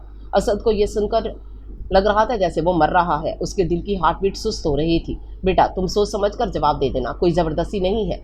मैं छुपाकर शादी नहीं कर सकती थी और आगे तुम्हें अख्तियार है। असद कॉफ़ी का एक मग बड़ी मुश्किल से निकलकर अपनी गाड़ी में सवार हो गया। सबा की माँ के अल्फाज ज्वार भाटे की तरह उसके दिमाग में फटने लगे। सामने से एक तेज़ रफ्तार बस असद की आंखों से ओझल थी। असद की कार उस बस से टकरा गई। एम्बुलेंस का शोर हर तरफ रेस्क्यू। असद को नहीं पता वो किस हाल में था। असद की कार का बहुत बड़ा एक्सीडेंट हो गया था। अल्लाह सुब्हानो ताला इंसान के गुनाह की सज़ा इसी दुनिया में देना शुरू हो जाता है, क्योंकि वो चाहता है कि उसका बंदा लौट आए उसकी जानिब, क्योंकि वही तो है मेहरबान जिसने हमें पैदा किया है। असद खून में लथपथ ऑपरेशन थिएटर पहुंचाया गया। उसके दोस्तों को इतला दी गई। असद के एक दोस्त फहीम ने गाँव उसके घर वालों को इतला दे दी असद के एक्सीडेंट की। या अल्लाह खैर, मेरा पुत्र अल्लाह सोना हिफाजत दिच रखे। असद की माँ ने फ़ौरन लंदन जाने की ज़िद की और इनका पूरा घर लंदन रवाना हो गया। असद के चचा, बाप और दादा। असद की बहन ब्याही हुई थी, 4 बच्चों की माँ थी, इसलिए वो नहीं गई। असद की दोनों पसलियाँ फ्रैक्चर हो गई थीं और दोनों टांगें टूट गई थीं। असद की गर्दन में भी खम आया था। उसका ऑपरेशन कामयाब हो गया था, लेकिन असद बिल्कुल माजूर हो गया था। उसे जब होश आया तो उसके घर वाले उसके सामने मौजूद थे। असद की आंखों में आंसू जारी थे, ये सोच कर के वो अभी तक जिंदा है। मर क्यों नहीं गया? एक मासूम सी 20 साल की लड़की के साथ ऐसा घिनौना इंतकाम लिया। कितनी तकलीफ दी थी उस मासूम को, कितना तड़पी थी वो मासूम। असद को अरीशा की हर टीस का एहसास अब खुद पर बीतने से हो रहा था। या अल्लाह, मुझे माफ़ कर दे मालिक। असद ने अपनी बेचारगी की हालत में अल्लाह से माफ़ी मांगनी शुरू कर दी थी, इस्तग़फ़ार पढ़ना शुरू कर दिया था। असद को सब कुछ वाज़े नज़र आना शुरू हो गया था कि उसने अरीशा के साथ जो कुछ किया है उससे उसने अपने रब को कितना नाराज़ कर दिया है। वो इंतहा का नादिम था अपने रब के सामने। अब वो मोहलत मांग रहा था अपने परवरदिगार से कि उसे सेहत याब कर दिया जाए ताकि वह अरीशा से गिड़गिड़ा कर माफ़ी मांग सके। असद बिस्तर पर पड़ चुका था, महताजी की हालत में। उसकी माँ उसका ख्याल रख रही थी, उसको अपने हाथ से खाना खिलाती, मुंह साफ करती, रो पड़ती। एक ही सादे नाल हो गई ज्यादती पुत्र, छोटा भी हथों निकल गया ते तू भी मरे बराबर हो गया। असद क्या बताता माँ को कि ज्यादती तो कर दी थी उनके बेटे ने एक मासूम लड़की की इज्जत को दांव पर लगाकर। असद को बिस्तर पर पड़े 1 साल का अरसा गुजर चुका था और वो लेटे लेटे उकता चुका था। असद की फैमिली 1 साल तक उसे लंदन के अस्पताल में रखने के बाद इस फैसले पर पहुंची कि उसे लाहौर वापस पाकिस्तान ले जाया जाए ताकि इधर ही वो सेहत की तरफ आ सके। असद को वापस ले आया गया। उसकी खिदमत करने के लिए उसकी कज़न जुनैरा ने हामी भर ली, क्योंकि जुनैरा असद से बचपन से ही मोहब्बत करती थी और वो असद से शादी करना चाहती थी। जुनैरा ने असद का हर तरह से ख्याल रखना शुरू किया। उसे व्हील चेयर पर सैर करवाने ले जाती, उसको खुश करती, इससे हर तरह की बातें करती। लेकिन असद उससे अपनी हर बात शेयर नहीं कर सकता था, क्योंकि जो फांस असद के ज़मीर में फंस चुकी थी वो फांस सिर्फ माफ़ी ही उसके वजूद से निकाल सकती थी और कोई भी नहीं। पुत्र, तू जुनैरा नाल ब्याह कर ले। असद की माँ ने उसे फोर्स करना शुरू कर दिया। नहीं माँ, मैं जुनैरा की ज़िंदगी नहीं बर्बाद कर सकता। मैं पहले ही एक लड़की की ज़िंदगी बर्बाद कर चुका हूँ और इससे मेरा एक बेटा भी पैदा हुआ है। हाय मैं मर जावा। ए तू की कह रहा है? माँ, मैंने इस लड़की को बर्बाद कर डाला जिसकी वजह से आहत का कत्ल हुआ था। हाय ए तू की कीता ही? हुण किथे ओ कुड़ी? मुझे नहीं मालूम, और तेरा पुत्र उसी के पास है। सानू ते वारिस चाहिए असद। तेरे दादा ते तेरे प्यो कोलों मैं लुका रही हाँ, जिवें तू चंगा होवेगा उस कुड़ी नूं वापस ले आ, असी रख लांगे उन्हों। असद माँ की बातें सुनकर खामोश हो गया। अरीशा ने अपनी पर्सनैलिटी मुकम्मल तौर पर चेंज कर ली। वो एक डिसेंट और सोबर, बहुत टैलेंटेड हो चुकी थी। उसका BBA हो गया, उसे एक मल्टीनेशनल कंपनी में जॉब मिल गई। अरीशा ने इस चांस को जाने नहीं दिया और जॉब कर ली। हादी अब 4 साल का हो चुका था, बातें करने लगा था, स्कूल जाता था। मामा, मुझे टीचर पार करती हैं। अरीशा अपना कमरा सेट करी थी जो हादी ने बिखेर दिया था। और आप हादी, आप नहीं करते टीचर से प्यार? मैं भी करता हूँ, लेकिन वो डांटती हैं काम पे, तो आप ना किया करें ना डांट वाले काम। अच्छा इधर आए, मुझे कलमा सुनाए। पहला कलमा। अपनी तोतली जुबान से हादी ने कलमा सुनाया। अरीशा को बेअख्तियार अपने मासूम बच्चे पर प्यार आ गया। अरीशा ने हादी को गोद में बिठा लिया और चूमने लगी। मेरा पाला वाला बेबी। हादी अपने गाल साफ करने लगा। असद बिल्कुल ठीक हो गया था और घर से बाहर निकलने का मतलब था अरीशा की तलाश। असद ने सबसे पहला काम अपने बेटे के स्कूल तक रसाई हासिल करना था, जो कि बिल्कुल मुश्किल नहीं था। अरीशा जिस घर में रहती थी वो घर असद को मालूम था और इस घर पर नज़र रखवाना कौन सा मुश्किल काम था। असद को फौरी स्कूल का पता चल गया, जहां असद ने प्रिंसिपल से अपॉइंटमेंट ली और ग्रांट की ऑफ़र दी। प्रिंसिपल ने तो असद को मुकम्मल प्रोटोकॉल दिया। बदले में असद ने हादी से मुलाकात की डिमांड कर दी। ओके सर, हम हादी को बुलवा देते हैं, लेकिन सर अगर उसके घर से कोई शिकायत आ गई तो फिर हम क्या कहेंगे कि कौन आया था मिलने? असद ने फट से कहा, आप कह दीजिएगा कि हादी के फादर असद जहांगीर उससे मिलने आए थे और दुनिया का कोई कानून इन्हें मिलने से नहीं रोक सकता। प्रिंसिपल ने फीकी सी मुस्कुराहट के साथ हादी को बुलवाया। गुलमटोल सी आंखों पर ऐनक लगाए ठुमक ठुमक चलता हुआ गोरा सा बच्चा प्रिंसिपल ऑफिस में दाखिल हुआ। Good morning ma'am. Good morning. Hadi इधर आ जाइए मेरे पास। हादी प्रिंसिपल के पास जाकर खड़ा हो गया। जी मिस्टर असद, ये हैं हमारे स्कूल के सबसे ज़हीन स्टूडेंट मोहम्मद हादी। हादी अंकल को सलाम करें, ये पाक कॉलेजेस के ऑनर हैं और आपको थोड़ा टाइम देना चाहते हैं, आप इनसे कम्युनिकेशन कीजिए। Okay ma'am. हादी और असद ऑफिस से बाहर निकल गए। असद और हादी ग्राउंड में बेंच पर बैठ गए। असद ने हादी से शेक हैंड किया, फिर उसे प्यार से कहा, can I hug you? Why sir? Because I have son but he is not close to me. Sir my father is no more. ये कहकर हादी ने सर झुका लिया। असद ने उसे गले से लगा लिया। अरीशा, ये बात तुमने मेरे बेटे के जहन में डाली है कि उसका बाप मर चुका है। अब तुम खुद ही इसे बताओगी कि उसका बाप जिंदा है। घर आकर हादी खेल में लग गया। अरीशा ऑफिस से आने के बाद हादी को होमवर्क करवाने बैठी तो हादी ने बताना शुरू किया, मामा आज एक अंकल आए थे स्कूल, मुझे प्यार किया और चले गए। अरीशा का दिल मुट्ठी में आ गया। कौन हो सकता है वो? कहीं असद जहांगीर तो नहीं? बेटा कैसे दिखते थे वो? लंबे से गोरे गोरे। अरीशा का दिल जोर जोर से धड़कने लगा। असद तुम हादी तक नहीं पहुंच सकते, कभी भी नहीं। अगले रोज़ अरीशा हादी के स्कूल चली गई और प्रिंसिपल से इंक्वायरी की तो प्रिंसिपल ने साफ बता दिया कि वो हादी के फादर असद जहांगीर थे, इस शहर के सबसे मोअज़्ज़ज़ इंसान। हम इन्हें हादी से मिलने से कतई नहीं रोक सकते। अरीशा समझ गई कि प्रिंसिपल के मुंह किसकी आवाज़ निकल रही है, लालच की आवाज़। ओके मैम, कल से मेरा बच्चा इस स्कूल में नहीं आएगा जहाँ मेरे बच्चे को लालच की नज़र किया जा रहा हो। प्रिंसिपल ने अरीशा को रत्ती बराबर भी कन्विंस नहीं किया और जाने दिया। अरीशा ने रोते हुए कार ड्राइव की और सोचने लगी, इधर सब बिकता है, बस खरीदार मतलब के मिल जाए। एक हफ्ते बाद अरीशा के चेयरमैन ने अरीशा को हेड ऑफिस बुलवाया किसी ज़रूरी काम से। जैसे ही अरीशा ऑफिस के कमरे में पहुंची, इधर अरीशा के कदम साकित होकर रह गए। सामने कुर्सी पर बड़े आराम से असद जहांगीर विराजमान था। मिस अरीशा, ये असद जहांगीर हैं, पाक कॉलेजेस के ऑनर। इन्होंने हमारी कंपनी के साथ बिजनेस कर लिया है, सो प्लीज़ डिस्कस मैटर्स। ये कहकर चेयरमैन कमरे से निकल गए। असद ने अरीशा को ऊपर से नीचे तक देखा। सुर्ख नेट के सूट में लंबे कट हुए बाल उसको बहुत सूट कर रहे थे। असद पलकें झिपकाए बिना अरीशा को देखे ही जा रहा था। तुम तो पहले से भी ज़्यादा खूबसूरत हो गई हो, अरीशा ने इंतहाई नागवारी से कहा। क्या काम है मुझसे? अरीशा, मैंने तुम्हें किसी बिजनेस मीटिंग के हवाले से नहीं बुलवाया और ना ही तुम्हारा वक्त ज़ाया करने का इरादा है। मैंने तुम्हें प्रपोज करने के लिए बुलाया है। Will you marry me? Arisha ने इंतहाई गुस्से से कहा, तुम्हारा दिमाग खराब है असद जहांगीर, जो तुम 4 साल बाद वापस आ गए हो, जबकि मैंने तुम्हें कह दिया था कि तुम्हारी वापसी का कोई रास्ता नहीं है। ओके, तुम अपनी ज़ात की रसाई ना दो मुझे, लेकिन वो जो फूल तुम्हारे वजूद से खिला है, जिसका तुम मेरे वजूद से है, वो तुम मुझसे जुदा नहीं कर सकती, समझी? असद अरीशा के इतने करीब पहुंच गया था कि वो उसकी सांसों की महक महसूस कर रही थी। असद, मेरी जान छोड़ दो प्लीज़, मेरे बच्चे को चैन से जीने दो मेरे पास। मैं नहीं चाहती कि उसके मासूम जहन पर कोई गलत असर हो, इसलिए अल्लाह के लिए मेरे बच्चे की जान छोड़ दो। छोड़ दूंगा अरीशा, अगर तुम मेरी ऑफ़र कबूल कर लो, या तो मुझसे निकाह कर लो या फिर हादी मुझे दे दो। That's it. असद, तुम हादी को मुझसे लेना चाहते हो? तुम में रत्ती बराबर भी शर्मो हया है? तुम्हें ज़रा बराबर भी एहसास है कि तुम क्या कह रहे हो? तुमने मेरी इज्जत का जनाजा निकाल कर, मेरे मुंह पर कालक मलकर, मेरे बच्चे को नाम दिए बगैर निकाल दिया था उस वक्त जब मैं तुमसे निकाह के लिए गिड़गिड़ा रही थी, और तुमने कहा था कि मुझ जैसी लड़कियों से निकाह नहीं किए जाते हैं ना। अब क्या हो गया असद जहांगीर? वो अचानक 4 साल बाद मेरे बच्चे की और मेरी याद आ गई। असद ने बड़े नरम अंदाज में हल्की आवाज़ में कहा, I am sorry Arisha, I feel really guilt. एक एहसास जुर्म है मुझे, इसलिए मैंने तुमसे माफ़ी मांगने आया हूँ। अरीशा ने इंतहाई नागवारी से कहा, माफ़ी? मुझे तुम्हारी माफ़ी से तुम्हारे एहसास जुर्म से कोई फ़र्क नहीं पड़ता, क्योंकि मेरी ज़िंदगी पर एक बदनुमा धब्बा हो तुम। तुम्हारी शक्ल तक से मुझे घिन आती है। असद को तैश चढ़ने लगा। असद जहांगीर, तुम हो क्या? खुद को समझते क्या हो? कोई हीरो, कोई बदमाश, या कोई ऐसा इंसान जो अल्लाह के गज़ब से बिल्कुल नहीं डरता? असद ने अरीशा को चैलेंज करने वाले अंदाज में कहा, अरीशा, मेरा बेटा अगर मुझे ना मिला तो मैं तुम्हारी ज़िंदगी उजैन बना दूंगा, और तुम कर भी क्या सकते हो? किसी के लिए आइंदा मुझसे और मेरे बेटे से कोई राब्ता रखने की ज़रूरत नहीं है, समझे? तुम तो मर गए हो मेरे बेटे के लिए। अरीशा, स्टॉप इट, आगे एक लफ्ज़ भी ज़ुबान से मत निकालना। मैं असद जहांगीर हादी का बाप इस दुनिया में ज़िंदा है, और मेरे ज़िंदा होते हुए मेरे बच्चे को मुझसे कोई दूर नहीं कर सकता, तुम भी नहीं। असद, मैं तुम्हें अल्लाह का वास्ता देती हूँ, मेरी जान छोड़ दो प्लीज़, मुझे मेरे बेटे के साथ सुकून से जीने दो। अरीशा, मुझसे शादी कर लो प्लीज़, आई रिक्वेस्ट। अरीशा ने जवाब नहीं दिया और निकल गई। उसकी आंखों में बेतहाशा आंसू थे। उसे डर नहीं था कि असद उससे हादी को छीन लेगा, लेकिन एक बेचैनी ज़रूर थी कि असद वापस क्यों आ गया उसकी ज़िंदगी में। घर आकर अरीशा बेहद अपसेट थी। कमरे में जो गई शाम तक बंद रही, हादी को भी नहीं देखा सारा दिन। अरीशा की मामा खुद उसके कमरे में आ गई। क्या बात है अर्शी, तबीयत तो ठीक है? अरीशा माँ के गले लगकर रोने लगी। मामा, आज वो मिला मुझे। कौन? असद जहांगीर।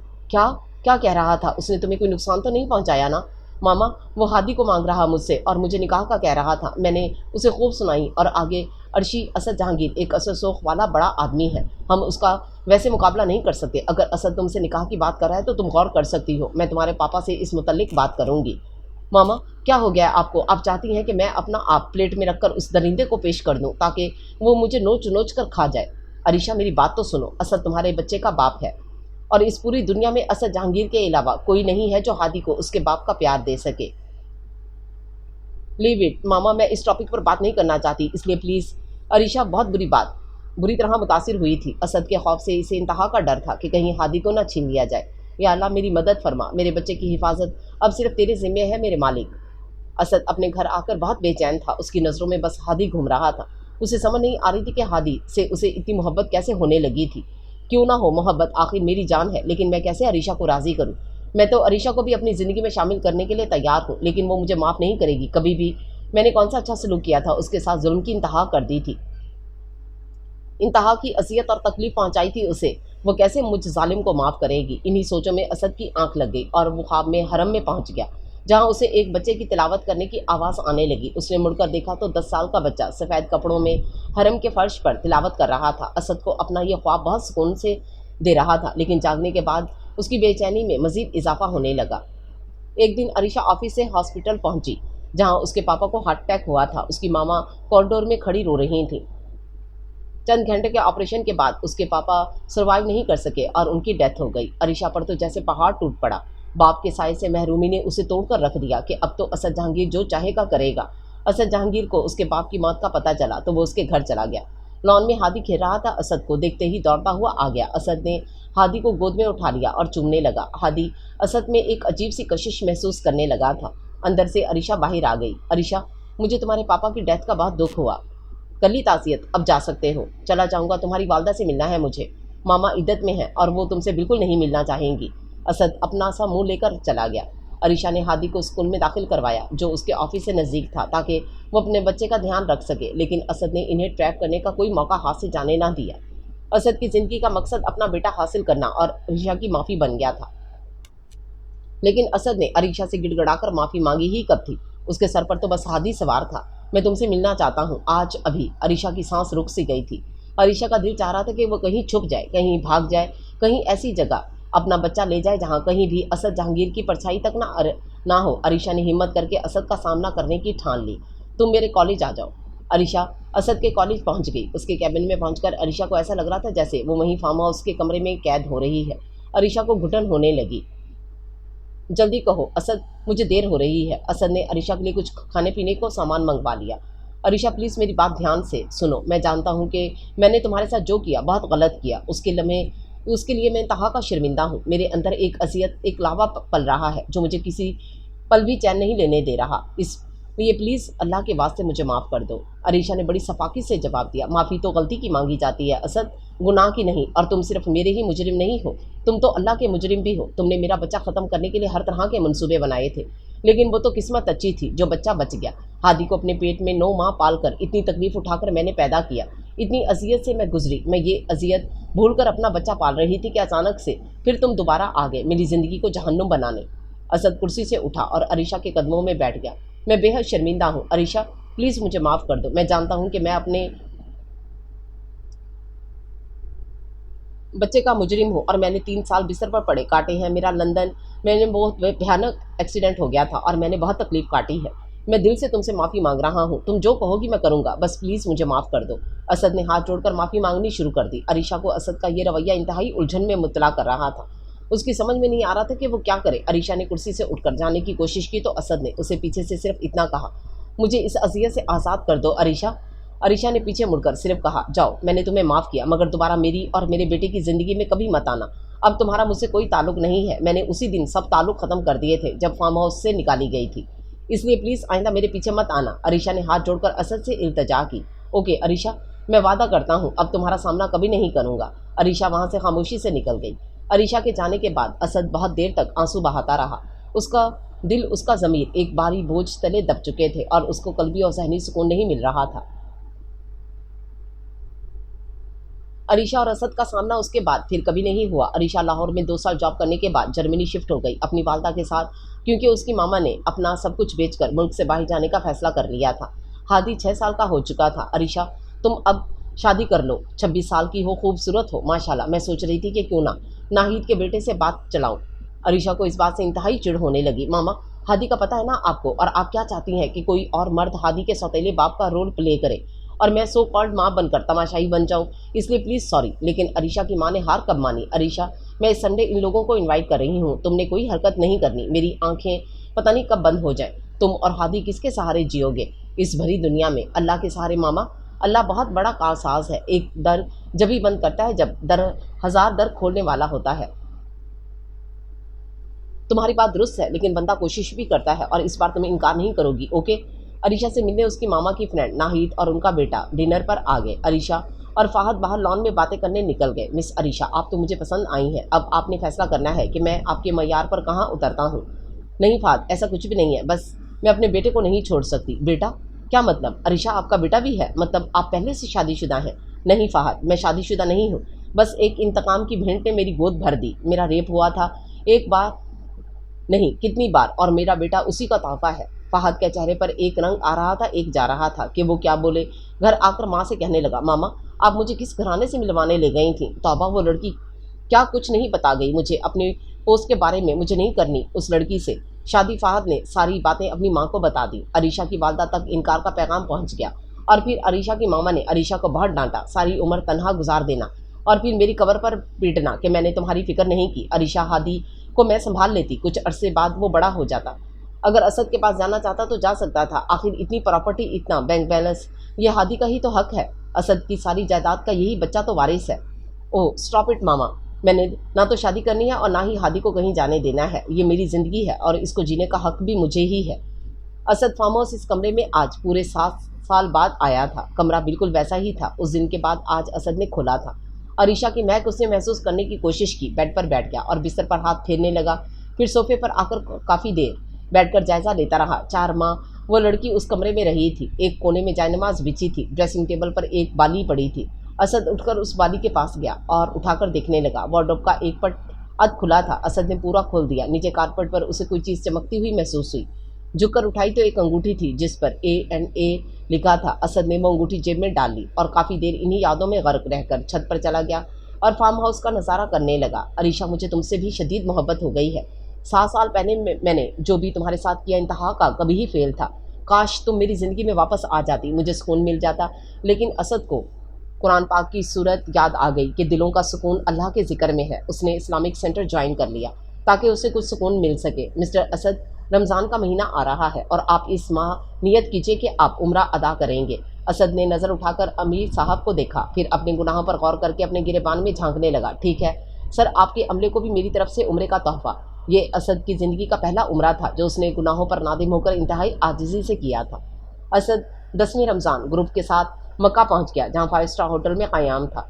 एहराम की हालत में असद को यूँ महसूस हो रहा था जैसे वो कोई मुजरिम हो और बादशाह के दरबार में माफ़ी मांगने जा रहा हो।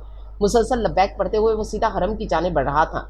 निगाहें नीचे थीं और दिल ज़ोर ज़ोर से धड़क रहा था क्योंकि काबा करीब आता जा रहा था। उसकी पहली नज़र काबे पर पड़ने वाली थी। जैसे ही असद ने नज़रें उठाकर ऊपर देखा, सामने काबा बिल्कुल उसके सामने था। ला इलाहा इल्लल्लाह, अल्लाहु अकबर पढ़ते हुए असद पलके झपकना भूल गया और आंखों में आंसू भरने लगे। या अल्लाह, मुझे अरीशा और हादी से मिलवा दे।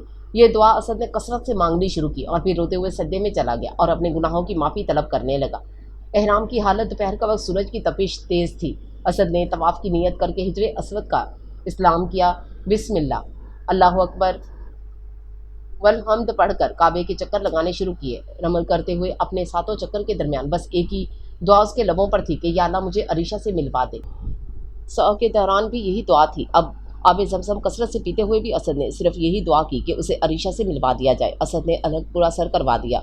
साफ शफाफ गोरा सा चांदनुमा सर चमकने लगा। उसके बाद होटल जाकर उसने एहराम उतार दिया और गसल कर लिया। अगले रोज़ असद काबे की दीवार से लिपट लिपट कर खूब रोया।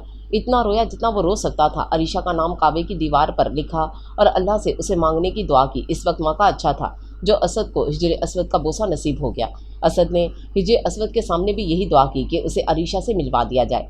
8 दिन वो मक्का में रहे। असद रोज़ उम्रा करता। उसने अरीशा और हादी की तरफ से भी उम्रा अदा किया। मस्जिद जहाँ से हज़रत मोहम्मद सल्लल्लाहु अलैहि वसल्लम ने एहराम बांध कर उम्रे की नीयत की थी, वहाँ से असद ने उम्रे की नीयत की जो मक्का से कोई 10 किलोमीटर दूर है। असद ने हज की जगहों की सारी ज़ियारतें भी कीं। हर जगह एक ही दुआ थी कि उसे अरीशा से मिलवा दिया जाए और वो उसे माफ़ कर दे। असद रोता हुआ मदीने में दाखिल हुआ। जैसे ही पहली नज़र गुंबद खिजरा पर पड़ी, वो सब कुछ भूल गया कि क्या दुआ मांगे और क्या ना मांगे। इतना सुकून, इतना रो, इतना सोज उसे मस्जिद नबवी के सहन में मिल रहा था। फिर वो सुनहरी जालियों का दीदार करने मुहाजा शरीफ हाज़िरी के लिए पहुँच गया। रो रो कर सलाम अर्ज़ किया, फिर रो रो कर हजूर नबी करीम सल्लल्लाहु अलैहि वसल्लम की बारगाह में अपने गुनाहों की माफ़ी तलब की। या रसूल अल्लाह, एक गुनाहगार स्याहकार बदकार आपकी बारगाह में पेश हुआ है, उसकी मग़फ़रत फरमा दीजिए और अपने इस बागी ग़ुलाम को अपना क़ुर्ब अता फरमा दीजिए। बार बार हाज़िरी का शर्फ़ अता फरमाइएगा। मुझे अरीशा अता कर दीजिए। अल्लाह के हुक्म से मेरा बेटा मेरे पास आ जाए। अरीशा मुझे माफ़ कर दे, मेरी ज़िंदगी में वापस आ जाए। आमीन या रब्बुल आलमीन। असद रोज़ रोज़ा रसूल पर हाज़िरी के लिए जाता। जन्नतुल बकी में काफ़ी देर बैठा रहता। मदीने की ज़ियारतों पर गया। मस्जिद कुबा हर रोज़ जाकर नफल अदा करता ताकि एक उम्रे का सवाब मिले। इस तरह से असद ने खूब बरकतें, रहमतें, नेमतें समेटी और इधर रोज़े रखे, रोज़े इफ्तार किए। ईद के दूसरे रोज़ असद वापस आ गया। असद का दिल अब भी बहुत बोझल था, लेकिन उम्रा करने के बाद उसने ख़ुद को हल्का फुल्का ज़रूर महसूस किया था। असद ने ख़ुद को मुकम्मल तौर पर चेंज कर लिया था। वो 5 नमाज़ें बाजमात पढ़ने लगा था और असद ने हिफ्ज़ भी शुरू कर दिया था। अमीर साहब, क्या हिफ्ज़ मुझे सुकून देगा? क्यों नहीं बेटे, अल्लाह के ज़िक्र में ही तो दिलों का सुकून है। तुम सच्चे दिल से उसकी जानिब लौट कर तो देखो, इंशाअल्लाह नवाजे जाओगे। बस लगन सच्ची होनी चाहिए। और तुम तो हो भी गमगीन, तो गम तुम्हें उधर पहुंचा देगा जिधर इबादतें भी नहीं पहुंचा पाती। इसलिए इस लाइन पर साबित कदम रहो और अल्लाह की रस्सी को मजबूती से थामे रखो। इंशाअल्लाह तुम्हारी मुराद ज़रूर बर आएगी। बस मायूसी कभी मत होना उसकी रहमत से, क्योंकि तुम तो गुनाहगार हो, लेकिन उसकी रहमत उसके गज़ब पर हावी है। इसलिए बेटे, जब भी मांगो यकीन से मांगना, वो इंशाअल्लाह तुम्हें नवाज देगा। तुम्हारी मांगने में कमी है, मगर उसकी अता में कोई कमी नहीं है। वो तो 70 माओं से ज़्यादा प्यार करता है। वो जानता है कब, किसे, कहाँ, क्यों और कैसे अता करना है, और जो अल्लाह जानता है वो हम नहीं जानते। असद को अमीर अहले सुन्नत व जमात दावत इस्लामी से दीनी माहौल से वाबस्ता हुए साल ही गुजरा था कि उसने हिफ्ज़ कर लिया और हज पर असद का बुलावा आ गया। असद इन खुश नसीबों में शामिल होने जा रहा था जिनका हज कबूल हो जाता है और फिर इनामात की बारिश शुरू हो जाती है। असद बहुत खामोश था, बिल्कुल गिंग। उसने हज के ख्वाहिशमंद अफराद को चुनना शुरू किया। 10 करोड़ महाना कमाने वाले ने हज़ारों लोगों को हज पर भेजा ताकि अल्लाह उससे राज़ी हो और उसे दिली तस्कीन मिलने लगे। असद वैसे भी कंजूस नहीं था, उसे अल्लाह की राह में लौटाकर वह सुकून मिलता था। वो गांव में भी गरीब आवाम की बहुत इमदाद कर रहा था और वह सारे लोगों को उम्रे की सादत से बहरावर करवा चुका था, अल्लाह की रज़ा के लिए और उसके हुक्म से। लेकिन खुद हज पर जाते हुए उसके कदम बस इस इंतज़ार में थे कि उसे अल्लाह ही अब अरीशा से मिलवाएगा, क्योंकि असद ने अरीशा को हर जगह ढूंढ लिया था। उसे पता नहीं चल सका वो किधर गई है। बस इसी लगन में, इसी जुस्तजू में असद ने हज का इरादा कर लिया। 36 साल की उम्र में उसने हज अदा कर लिया, जिसने असद को अपनी उम्र से कई गुना संजीदा, मेच्योर और सोबर बना दिया था। वो वहशी बदतमीज़ असद बिल्कुल बदल चुका था। 10 साल पहले वाला असद तो कहीं फना हो चुका था, ये वाला असद तो बिल्कुल नया था। चेहरे पर खूबसूरत दाढ़ी, नज़रों में हया, ज़ुबान पर दरूद और लहजे में मिठास। ये था सब्र के मादे से भरा असद जहांगीर। इखलाकियात सीख जाने के बाद असद के किरदार में बहुत मुस्बत बदलाव आ गया।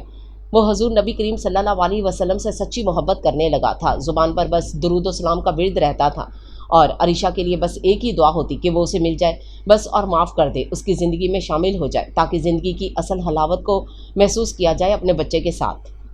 हज के 2 माह बाद असद उम्रे पर रवाना हुआ। बस असद की ज़िंदगी का मकसद बार बार मदीने की हाज़िरी बन गया था। असद ने हिफ्ज़ कर लिया और ख़ुद को मुकम्मल तौर पर चेंज कर लिया। नमाज तो वो पहले भी था, लेकिन दाढ़ी रखने के बाद बहुत मातबर हो गया। अल्लाह ने असद की सारी दुआएं कबूल फरमा ली। एक बार अचानक असद का जाना जर्मनी हुआ, जहाँ उसे उसके एक दोस्त ने अपने वालिद के इस्लामी सेंटर का विज़िट कहा था। असद वहीं से अभी अंदर एंटर हुआ ही था कि उसे अरीशा नज़र आई। वो मुकम्मल अबाए में थी, सिर्फ चेहरा नज़र आ रहा था और असद को अरीशा को पहचानने में ज़रा बराबर भी गलती नहीं हुई। असद ने अरीशा को रोकने की, उससे बात करने की कतई कोशिश नहीं की। सिर्फ ये देखा कि वो अमाम साहब से बात करके चली गई थी। उसके जाने के बाद असद अमाम साहब से मिलने गया और बताया कि वो फरहान का दोस्त है। अमाम साहब उसके गले लगे और बहुत एहतराम से, प्यार से अपने कमरे में बिठा लिया। वो लड़की, सर मुझे यही लड़की चाहिए जो अभी अभी इधर से गई है। जी, वो अपना बच्चा इधर रोज़ लाती है क्योंकि बच्चा इधर से हिफ्ज़ व तर्जुमा कर रहा है। मुझे वो बच्चा देखना है, उससे मिलना चाहता हूँ। असद ने अलिफ तक ये सारी इरादात अमाम साहब को सुना दी और रोने लग गया। असद, आप रोएं मत, बस जिस सच्ची लगन से आपने तौबा की है बस उसी लगन से दुआ मांगते रहिए, इंशाल्लाह अल्लाह नवाज देंगे। और जिस डर का दामन आपने थाम लिया है, आप उधर से कभी भी दरबदर नहीं होंगे, ये यकीन कामिल रखिएगा हमेशा। असद ने सर झुका लिया। अच्छा, आप ऐसा करें, वेट करें, फ़िलहाल वो बच्चा अभी माइक पर तिलावत करेगा, सबक आगे लेगा, आधे घंटे तक वो इस कमरे में आ जाएगा। सर, क्या मैं उसकी तिलावत करते उसे देख सकता हूँ? हाँ, क्यों नहीं। असद खामोशी से कारपेट पर जाकर बैठ गया। एक गोरा सा, गोल मटोल सा 10 साल का बच्चा सर पर टोपी पहने, सफ़ेद कुर्ते पाजामे में मलबूस खरामा खरामा चलता हुआ आया और माइक पर और सूरह फातिहा की खूबसूरत तिलावत करने लगा। उसकी आवाज़ में बहुत सोच था। असद अपने आंसुओं पर काबू न रख सका। ये मेरा बेटा है, इतना प्यारा। अरीशा, तुमने वाकई उसे मेरे जैसा नहीं बनाया, एक नेक इंसान बनाया। असद खुद को लान और मलामत करने लगा। थोड़ी देर में वो बच्चा जाने लगा तो अमाम साहब ने बहुत प्यार से उसे मुखातिब किया। हादी बेटे, इधर आओ। हादी कमरे में चला गया जहाँ असद पहले से ही उधर हादी का इंतज़ार कर रहा था। हादी, इनसे मिलो। हादी असद को देखकर थोड़ा सा झिझका, लेकिन उसे असद बिल्कुल भी अनजान महसूस नहीं हुआ, क्योंकि 6 साल पहले वो असद को देख चुका था, लेकिन जहन से बिल्कुल हज़फ नहीं हुआ था। उसे असद से मानूसियत सी हुई थी। असद को बड़े अदब से हादी ने सलाम किया। अस्सलाम वालेकुम अंकल। वालेकुम अस्सलाम। इधर आए बेटा, मेरे पास। हादी बड़े आराम से असद के पास चला गया। असद ने मुसाफा किया और उसे गले से लगा लिया। हादी ने ये तक ना कहा मुझे छोड़ दें अब। असद काफ़ी देर तक उसे अपने साथ लिपटाए रहा। असद हादी की महक महसूस कर रहा था। उसे अजीब सी खुशी महसूस हो रही थी। असद की आंखों में बेतहाशा आंसू थे कि दुआएं इतनी जल्दी असर दिखा देती हैं और हजूर नबी करीम सल्लल्लाहु अलैहि वसल्लम की सच्ची मोहब्बत इंसान को तड़पने नहीं देती, नवाज देती है। असद ने जेब से एक अंगूठी निकाली, वही अरीशा की A&A वाली, और हादी को देकर कहा, बेटे ये अपनी मामा को दे देना, उनकी अमानत थी मेरे पास। हादी ने वो मुट्ठी में दबा ली। असद ने उसके माथे पर बोसा लिया और अपनी ऐनक साफ करके लगाई और बाहर तक हादी को सड़क पार करने तक देखता रहा। हादी दौड़ता हुआ अपने अपार्टमेंट तक पहुंचा, जहां ग्रिल पर खड़ी अरीशा हादी का इंतजार कर रही थी। इतनी लेट क्यों हुए? आप जानते हैं ना मामा परेशान हो जाती हैं। हादी ने वो रिंग अरीशा के सामने कर दी। अंगूठी देखकर अरीशा का सांस रुक गया। कहाँ से मिली आपको ये? मामा, एक अंकल ने दी है। आए, प्यार किया, गले लगाया और अंगूठी दे दी। ये कहकर हादी अपने खेल में लग गया। अरीशा शाम तक परेशान रही। उसकी अम्मी जब सोकर उठी तो अरीशा ने रोते हुए वो अंगूठी अपनी माँ को दिखाई। मामा ये देखें। अर्शी ये कहाँ से मिली? मामा ये तो मैंने फार्म हाउस पर गुम कर दी थी। इसका मतलब यह है कि असद जहांगीर ने हमें ढूंढ लिया है और वो हादी तक पहुंच गया है। नहीं मामा, मैं मर जाऊंगी लेकिन हादी को किसी को नहीं दूंगी। अरीशा का दिल बेहद बेचैन हो चुका था। उसे रात भर नींद भी नहीं आई थी। अगले रोज़ वो खुद हादी को लेकर इस्लामिक सेंटर गई जहाँ असद जहांगीर कुरान पढ़ रहा था। इमाम साहब ने अरीशा की सारी शिकायतें सुनी और कहा, आप असद से मिल लें एक बार, मुझे किसी से नहीं मिलना और मेरा बच्चा अब इधर पढ़ने नहीं आएगा। बस रुको अरीशा, मेरी बात सुनकर जाना। अरीशा ने जैसे ही मुड़कर असद को देखा वो उसे पहचानने में गलती कर रही थी। चेहरे पर दाढ़ी, सफ़ेद कुर्ते पाजामे में मलबूस, आंखों पर चश्मा, इंतहाई रोबदार शख्सियत। उम्र 38 साल हो चुकी थी। बला की संजीदगी थी तबीयत में। सुनो मेरी बात। अरीशा ना चाहते हुए भी रुक गई थी। अरीशा सुकून से 2 मिनट बैठकर मेरी बात सुन लो प्लीज़, फिर चाहे फैसला अपनी मर्जी का करना। मैं कतई मना नहीं करूँगा, बस मेरी एक आखिरी बात मान लो प्लीज़। अरीशा के चेहरे पर एक रंग आया एक गया। बोलो, मुझे माफ़ कर दो। माफ़ मैं कर चुकी हूँ और कुछ, मुझे अपनी ज़िंदगी में शामिल कर लो। अरीशा मैं तुमसे शादी करना चाहता हूँ। मैंने तुम्हारे लिए बहुत दुआएं की हैं, जब जब काबे के चक्कर लगाए, जब जब रोज़े की हाज़िरी दी, तुम्हारी तरफ से पता नहीं कितने उम्रें भी अदा कर चुका हूँ। ये सुनकर अरीशा एकदम चकरा सी गई। तभी उसे बार बार हरम ख्वाब में दिखाई देने लगा था। उसे बार बार महसूस होता था कि वो काबे के चक्कर लगा रही है। अरीशा ने होंठ भींच कर आंखें बंद कर ली। 2 आंसुओं के कतरे बहकर उसके गाल पर लढ़क आए। मैं तुमसे बहुत मोहब्बत करता हूँ। उसका इजहार शायद लफ्ज़ों में बयान नहीं कर सकता, लेकिन मुझे तुमसे, हादी से हद दर्जा मोहब्बत है। इस पूरी दुनिया से ज़्यादा तुम दोनों मुझे बहुत अजीज़ हो, बहुत ज़्यादा। मेरी आमदन, मेरा बैंक बैलेंस, सब कुछ हादी का है और हादी शायद ये नहीं जानता कि उसके ददियाल उसके लिए कितने बेचैन हैं। अरीशा ने बड़े आराम से आहिस्ता आहिस्ता कहना शुरू किया। असद जहांगीर, तुम हादी को ले लो मुझसे। तुम्हारा खून है, वो तुम्हारी अमानत थी मेरे पास। तुम ले जा सकते हो अपना बेटा। मैं दिलो जान से ईमान की हालत में अपना बेटा तुम्हारे हवाले करती हूँ। आइंदा अपनी सूरत मुझे कभी मत दिखाना। जो ज़ख्म मेरी रूह को तुमने लगा दिए हैं वो किसी सूरत ख़त्म नहीं हो सकते। असद ने रूहानसी आवाज़ में जवाब दिया। अरीशा मेरे अंदर जो मलाल का लावा पक रहा है, प्लीज़ इसे ख़त्म कर दो। असद ने हाथ जोड़कर माफ़ी मांगनी शुरू कर दी। बड़े बड़े वास्ते देने लगा। असद प्लीज़ मुझे गुनाहगार मत करो। मेरे अल्लाह के सामने मैं इस काबिल नहीं हूँ जो तुम्हें इस मुकाम पर ले जाऊँ जहाँ मेरा अख्तियार नहीं है। तुम्हारा बेटा है मेरे पास, तुम वो ले लो बस, और मुझसे तुम्हारी कोई वाबस्तगी नहीं। असद ने बड़ी लजाजत भरी नज़रों से अरीशा को देखा। वाबस्तगी ना सही अरीशा, लेकिन एक मौका तो तुम मुझे दे सकती हो कि नहीं? अरीशा उठकर जाने लगी। अरीशा तुम हमेशा मेरी बात अधूरी छोड़कर जाना चाहती हो, लेकिन एक बात याद रखना, मेरा रब बहुत मेहरबान है जिसने हमें पैदा किया है और वो सब जानता है जो हम नहीं जानते। तुम सोचने का वक्त ले लो, मैं इंतज़ार करूँगा। अरीशा घर आकर अपने रूम में जाकर बेतहाशा रोई। रो रो कर जी हल्का कर लिया। असद जहांगीर तुम क्या जानो एक औरत की इज्जत का लुटना, उसकी रूह को मस्क कर देना, एक नाजायज़ बच्चा इस दुनिया से छुपा कर पालना।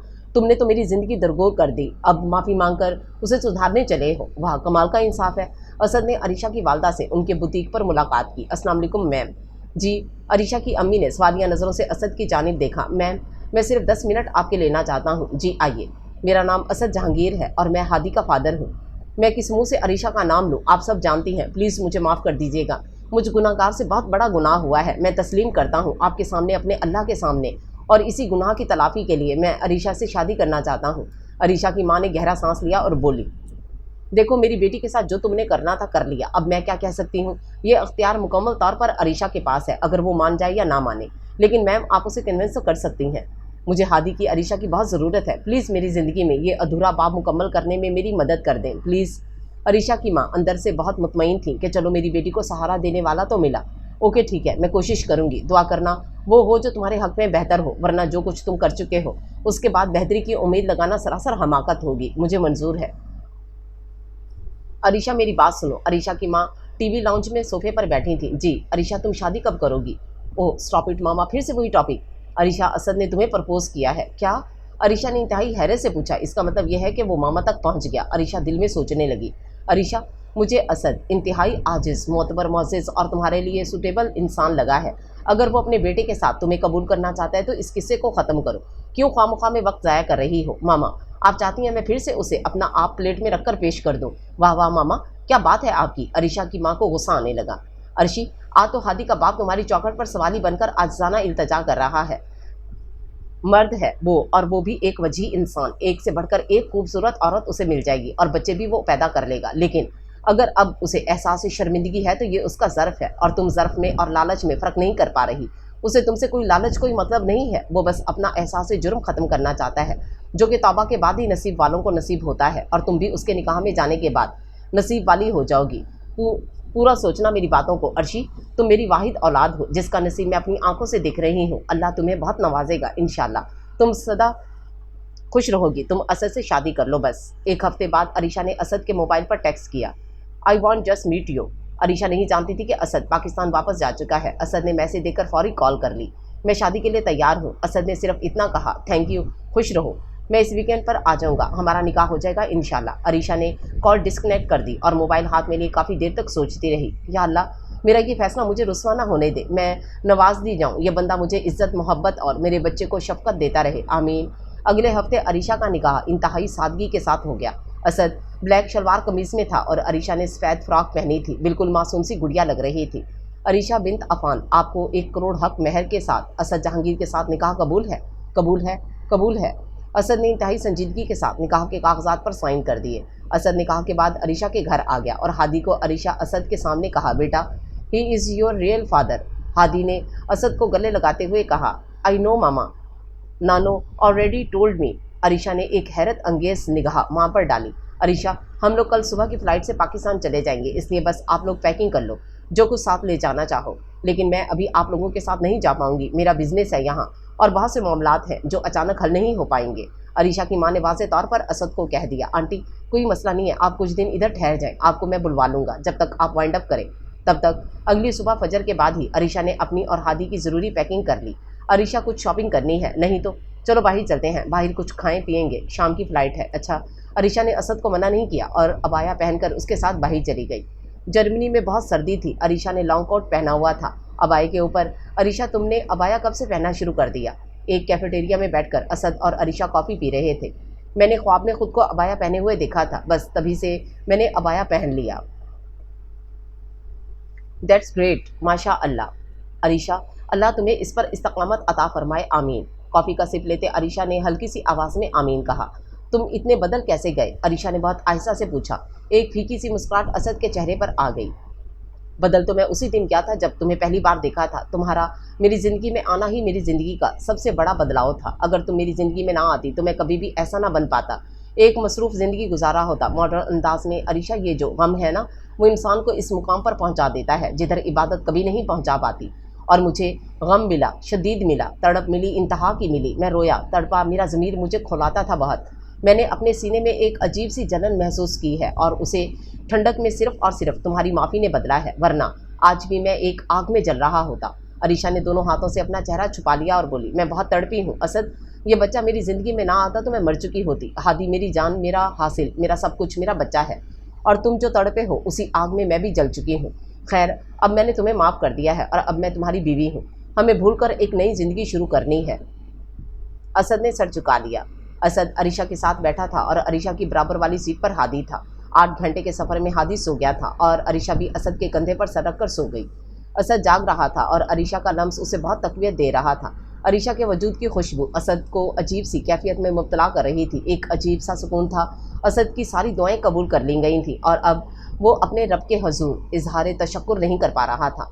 एयरपोर्ट पर असद की गाड़ी पहले से मौजूद थी। असद को एयरपोर्ट पर कुछ नहीं करना पड़ा, सीधा अरीशा और हादी को लेकर गाड़ी में बैठ गया। सामान आ जाएगा अरीशा। अरीशा पहली बार लाहौर वाला घर असद का देख रही थी। पोर्च में गाड़ी रुकी। असद अरीशा का हाथ पकड़कर अरीशा को गाड़ी से निकाला और अरीशा खरामा खरामा चलती हुई लाउंज में आ गई तो इतना वसी और अरीज लाउंज, चारों तरफ सोफे लगे थे। असद उसका बेडरूम दिखाने उसे ऊपर वाले फ्लोर में ले गया। खूब वसी और टाइल्स लगी सीढ़ियाँ थीं। एक अजीब सी क्लोन की खुशबू आ रही थी। ऊपर वाले फ्लोर पर हर तरफ लकड़ी का काम हुआ था और हर तरफ खूबसूरत कैलीग्राफी की पेंटिंग्स लगी थीं। अरीशा असद के घर को देख रही थी और सोचे तो मबहूत हो गई थी। असद ने अरीशा को बेडरूम दिखाया। इतना शानदार बेडरूम था। पूरे घर का सबसे बड़ा कमरा, उस कमरे में ही चारों कमरों के बराबर एक लाइब्रेरी थी, एक रॉकिंग चेयर थी, फुल एयर कंडीशन और कारपेटेड रूम था। कमरे में खूबसूरत तरीन पर्दे आवेज़ा थे और मस्जिद नबवी के खूबसूरत मंजर की तस्वीर लाइब्रेरी में नस्ब थी। कमरे के एक तरफ अलग से अलमारियों का कमरा था जिधर हर तरह की अलमारियां थीं। एक ड्रेसिंग रूम था। इंतहा का शानदार कमरा था। दुनिया की हर तरह की दौलत इस कमरे में निछावर थी। कोई और औरत अगर असद जहांगीर की बीवी बनती तो वो रश्क से पागल हो चुकी होती, लेकिन ये अरीशा थी जिसे इस मुकाम पर आने के लिए बहुत भारी कीमत चुकानी पड़ी थी। अपना कमरा दिखाने के बाद असद ने सामने वाला कमरा खोला। ये हमारे हादी का कमरा है। हादी खुशी खुशी कमरा देखने लगा। बहुत खूबसूरत कमरा था। अरीशा, मैंने तुम्हारी कॉल आने के बाद ये दोनों रूम सेट करवा दिए थे। सर, खाना लग गया है, मुलाजिम ने आकर कहा। अरीशा, पहले खाना खा लेते हैं, फिर आराम कर लेना। अरीशा डाइनिंग रूम में हादी को लेकर आ गई, जहाँ कोफ्ते, बिरयानी, शामी कबाब, पास्ता, फिश, चपली कबाब, खीर, रशियन सैलेड, सूप और बहुत सारे मशरूबात थे। अरीशा ने थोड़ा थोड़ा सारा लिया और असद से कहने लगी, ये इतना कुछ कौन खाएगा? असद छुरी कांटों से खाते हुए बोला, फिक्र ना करो, जो खाना बचता है वो मुलाजमीन का हिस्सा होता है। यहाँ रोज़ इतना ही पकता है और तुम्हें फिक्र करने की ज़रूरत नहीं है। तुम यहाँ काम नहीं करोगी कोई भी, बस हुक्म चलाना, जो कोई हॉबी रखनी हो वो रखना, और नमाज़ें पढ़ना, हादी की अच्छी तरबियत करना। अरीशा खामोशी से सुनती रही। खाने के बाद अरीशा और असद वॉक करने लॉन में निकल गए तो इतना खूबसूरत लॉन था। घास पर नंगे पांव चलते हुए अरीशा की तबीयत में बला का सुकून था।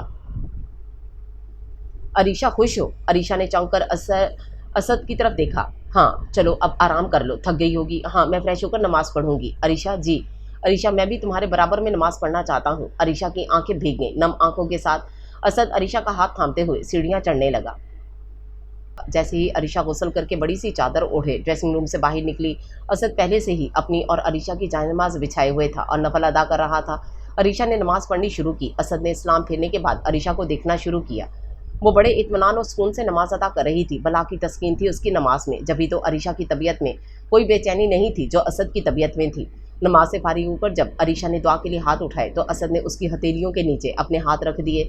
अरीशा के आंसू ढलक कर अरीशा की हथेलियों से असद की हथेलियों पर आना शुरू हो गए। बहुत देर दोनों दुआ करते रहे। फिर असद ने अरीशा के माथे पर बोसा लिया और दुआ पढ़ी। अरीशा बेड पर आकर लेट गई और असद अपनी लाइब्रेरी में चला गया।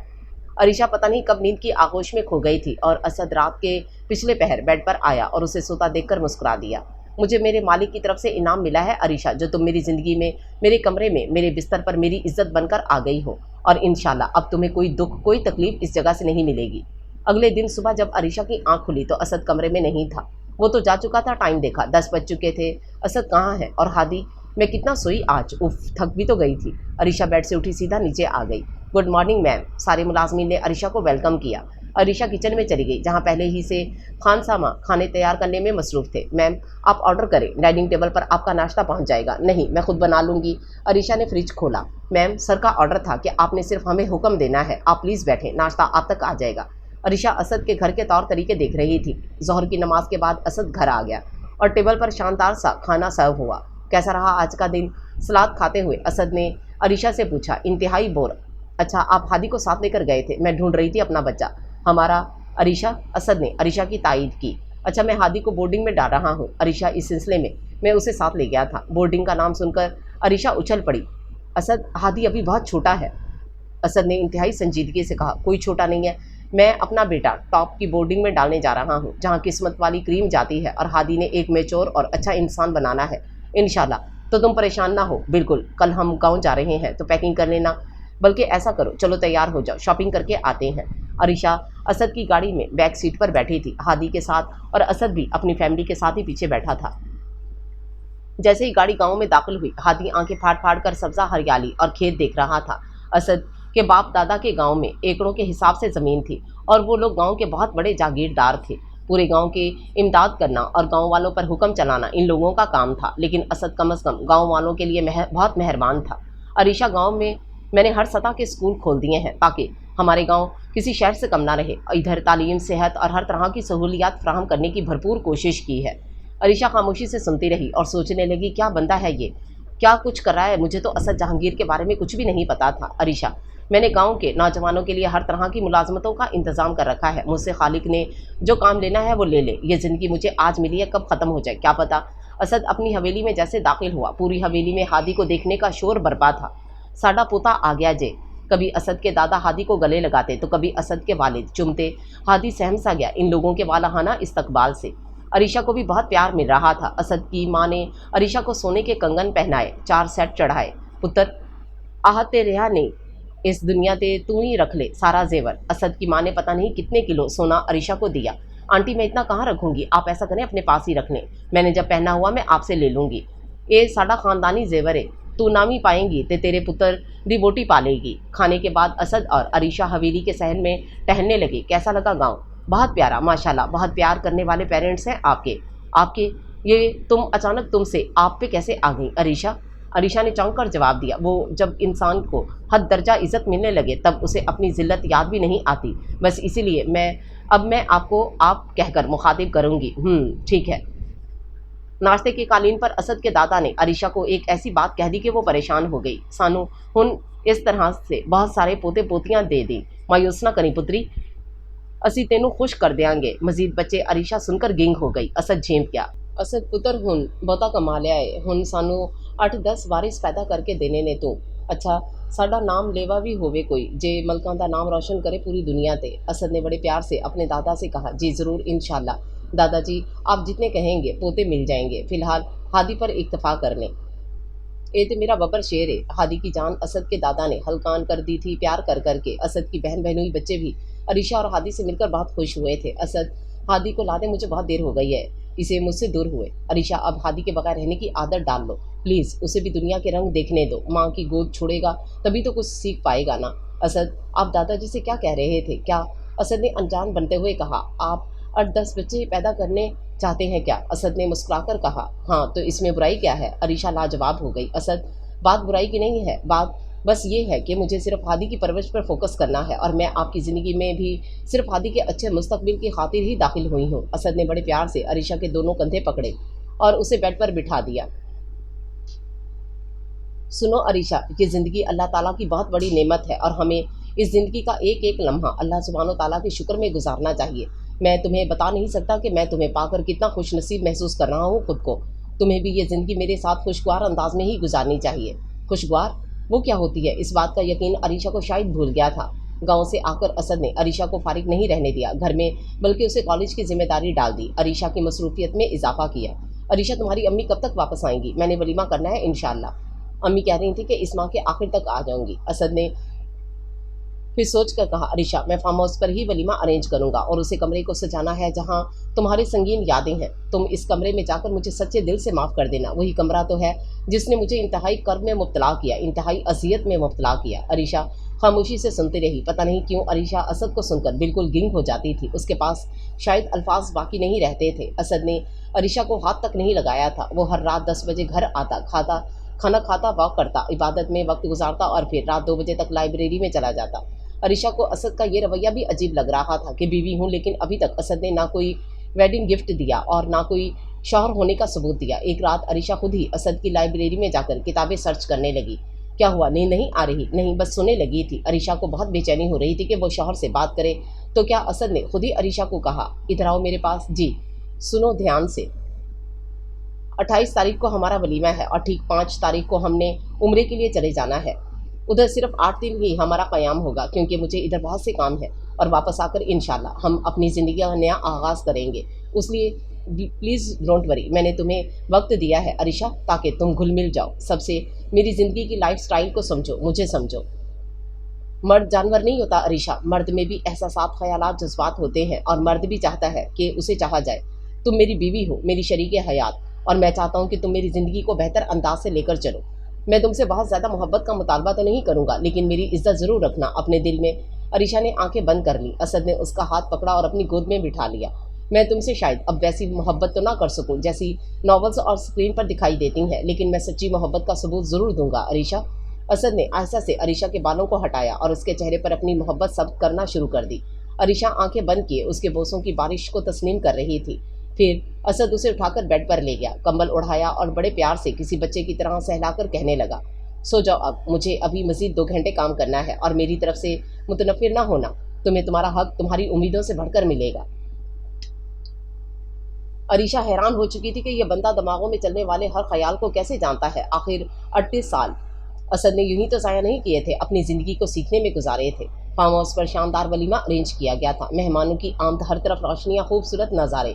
अरीशा की माँ ने अरीशा से मैंने खेज अंदाज में अरीशा से असद के रवैये के बारे में पूछा था। अम्मी, उन्होंने मुझे हाथ तक नहीं लगाया। क्यों? अर्शी, 1 माह हो गया है तुम्हारी शादी को, आखिर क्यों तुम्हें वो सज़ा दे रहा है? मर्द है ना वो मामा, जब जज्बात साथ देंगे तब आ जाएगा मेरे पास। अब तो मैं उसी की बीवी हूँ, जब चाहेगा आ जाएगा। लेकिन अरीशा, मर्द को ऐसे ढील नहीं देते, फिर वो तुम्हें इसी लेवल पर रखेगा सारी उम्र। इसलिए अब तुम्हें ही उसकी तवज्जो, उसका वक्त हासिल करना है अपनी जहानत से। वलीमे के फंक्शन के बाद असद अरीशा को उसी कमरे में ले गया जहाँ अरीशा ने 4 माह कैद की सज़ा काटी थी। कमरा बहुत वेल फर्निश्ड हो गया था, कमरा मुकम्मल सजा हुआ था। असद ने अरीशा को मुंह दिखाई का कोई तोहफा नहीं दिया और ये गिला भी अरीशा के दिल में था कि मर्द जितने मर्जी अमीर हो जाए, बीवी को वेडिंग गिफ्ट पता नहीं क्यों नहीं दे पाते। असद ने जेब से एक डायमंड रिंग निकाली, उस पर A&A नक्श था, वही डिज़ाइन जो अली ने मंगनी के दिन अरीशा की अंगूठी पहनाई थी। अंगूठी देखकर अरीशा कहने लगी, ये तो वैसी ही है, ये तो है मेरे पास। नहीं अरीशा, ये मैंने असद जहांगीर ने तुम्हें पहनाई है, और ये देखो ऐसा ही एक लॉकेट और टॉप्स भी है, इस सेट को हमेशा पहने रहना। अरीशा काफ़ी देर तक अंगूठी देखती रही, फिर असद बेड पर बैठ गया और अरीशा का हाथ चूमने लगा। Can you dance with me? Arisha हैरान हो चुकी थी। असद ने रिमोट से एक बटन ट्यून किया, उस पर तुम ही हो, अब तुम ही हो, जिंदगी अब तुम ही हो, कोई 5 मरतबा प्ले हुआ। असद ने बड़े खूबसूरत तरीके से उस पर प्ले किया और अरीशा को उसकी ज़िंदगी की सबसे बड़ी खुशी दे दी। Thank you Asad. अरीशा की आंखों में सरशारी थी। सुबह नहाई हुई निखरी हुई अरीशा को ज़िंदगी की नई रमक मिल चुकी थी। ऐसा महसूस हो रहा था जैसे वो मुकम्मल हो रही हो, और असद तो शुक्रगुजार था अपने रब के हुजूर। हादी और असद हरम के सहन में उम्रा अदा करने के बाद कुरान की तिलावत कर रहे थे और अरीशा इन दोनों की तिलावत में मगन थी। हरम का पुरौनक मंजर और शौहर बेटे की तिलावत की हल्की हल्की आवाज़ अरीशा को बहुत सुकून दे रही थी। अरीशा ने उसी वक्त सजदा शुक्र अदा किया, जो कि कबूल कर लिया गया था। कुछ दिनों से अरीशा की तबीयत बहुत ख़राब हो गई थी। अरीशा को वॉमिटिंग के साथ चक्कर भी आ रहे थे। डिनर की टेबल पर भी अरीशा को चक्कर आ गया था। अरीशा को हॉस्पिटल ले जाना होगा, बहुत वीक हो गई है ये तो। हादी बोर्डिंग जा चुका था। असद फौरी अरीशा को हॉस्पिटल ले गया, जहां मुख्तलिफ टेस्टों की रिपोर्ट ने अरीशा के प्रेग्नेंट होने की तस्दीक कर दी थी। असद बहुत खुश था कि अल्लाह सुब्हान ताला ने उसकी हर दुआ कबूल कर ली है, लेकिन अरीशा बिल्कुल खामोश तमाशाई बनी हुई थी। अरीशा बहुत मुबारक हो, हम एक बार फिर से पेरेंट्स बनने जा रहे हैं। अरीशा की आंखों में आंसू थे, बिल्कुल खामोश थी। क्या हुआ अरीशा, खुश नहीं हो? सारे रास्ते भी अरीशा चुप रही। फॉर गॉड सेक अरीशा, तुम्हारा ये रवैया मार डालेगा मुझे। क्या हुआ है? खुशी नहीं हुई तुम्हें क्या? मुझे कोई खुशी नहीं है असद। क्या मतलब क्या है तुम्हारा? हाँ, तुम कहना क्या चाहती हो? असद, मैं ये बच्चा पैदा नहीं करना चाहती। तुम्हारा दिमाग ख़राब है अरीशा, क्या बोल रही हो? अच्छा रिलैक्स, अभी तुम्हारी तबीयत ठीक नहीं है, आराम करो और कुछ ना सोचो, ओके? असद अरीशा के इस रवैये से बहुत दिल बर्दाश्ता हुआ था, लेकिन वो नहीं चाहता था कि अरीशा कोई रिएक्शन करे या कुछ भी गलत बात इन दोनों में हो, इसलिए असद मुसलसल इग्नोर कर रहा था। खामोशी के साथ अरीशा एक ट्रांस में जा रही थी, जहाँ उसकी सोचें उसे मुसलसल मायूसी में मुब्तला कर रही थी। अरीशा डिप्रेशन के फेज़ में दाखिल हो रही थी, जिसे असद की लापरवाही और वक्त ना देने की वजह से लाहक हुआ था। असद के पास अरीशा को देने के लिए वक्त था ही कब, जब से अरीशा प्रेग्नेंट हुई थी। असद ने तो अरीशा से बात तक करना छोड़ दिया था, बस तबीयत पूछा करता और बस। असद, मुझे ये बच्चा पैदा नहीं करना। असद का दिल चाह रहा था कि वो अरीशा के मुंह पर जनाटेदार थप्पड़ रसीद करे। वो खामोश रहा। मैं नहीं चाहती इस बच्चे को अपने वजूद में रखना, मैं ख़त्म कर दूंगी इसे, सुन रहे हो? असद ने अरीशा को किसी स्पेशलिस्ट डॉक्टर से कंसल्ट करने का सोचा, क्योंकि जैसे जैसे मंथ बढ़ रहे थे अरीशा की कैफियत भी बदल रही थी। डॉक्टर ने अरीशा को जहनी दबाव और प्री डिलीवरी डिप्रेशन डायग्नोस किया था। मिस्टर असद, अरीशा को डिप्रेशन का वो फेज़ है जिसमें औरत बच्चा तवक्को नहीं कर रही होती, और बस इसी वजह से वो इस डिप्रेशन के दौरानिए में चली गई है। हम उनकी दवाई नहीं दे सकते, इससे बच्चे की ग्रोथ पर असर होगा, आप इन्हें वक्त दे दें बस। अर्शी, क्या हो गया है बेटा, क्यों ऐसा कर रही हो मेरी जान? अरीशा की माँ ने अरीशा को समझाते हुए कहा, माँ मैं तंग आ गई हूँ इस बोझ से, मुझे नहीं पैदा करना ये बच्चा। अर्शी, पागल मत बनो, असद को गुस्सा आ जाएगा और वो अब शौहर है तुम्हारा, तुम अपना घर ख़राब कर लोगी इस तरह। तुम खुद को संभालो अरीशा, और मत सोचो कुछ भी। अरीशा हद दर्जा अजियत का शिकार हो रही थी, अंदर ही अंदर अजियत ले रही थी, जो कि असद की समझ से बाहर था। फजर की नमाज पढ़ने के बाद असद कुरान की तिलावत करने लगा। असद अरीशा की हालत से बहुत गमगीन हो गया था। डॉक्टर ने अरीशा को बेड रेस्ट बता दिया था। तीसरा मंथ लग गया था और अरीशा बिल्कुल साकित हो गई थी। अरीशा की इस कैफियत से उसके बच्चे पर बहुत बुरा असर पड़ सकता था, इसलिए असद बहुत परेशान था। या अल्लाह, कोई मसले का हल निकाल दे मेरे परवरदिगार, तू तो सब जानता है और तू ही नवाजने वाला, बख्शने वाला, मेहरबान है। असद की आंख में आंसू आ गए थे। या अल्लाह, अब ये कैसी आजमाइश है, मेरी बीवी मेरे पास है, बच्चा मुझे मिलने जा रहा है, मैं तो हर नेमत से नवाज दिया गया हूँ, फिर इस नेमत को मिलने में परेशानी क्यों हो रही है? असद काफ़ी देर तक अपने परवरदिगार से दुआएं करता रहा, बातें करता रहा, फिर बेड पर आकर अरीशा को देखने लगा। मासूम सा सोगवार सा चेहरा, बालों की लटें जा बजा बिखरी हुई थी। असद ने इन लटों को हटाया और अरीशा के माथे को चूमने लगा। अरीशा, तुम ऐसा क्यों कर रही हो? तुम जानती हो कि मेरे लिए ये बच्चा और तुम्हारी सेहत कितनी ज़रूरी है। तुम प्लीज़ ठीक हो जाओ, नॉर्मल हो जाओ, पहले वाली अरीशा की तरह।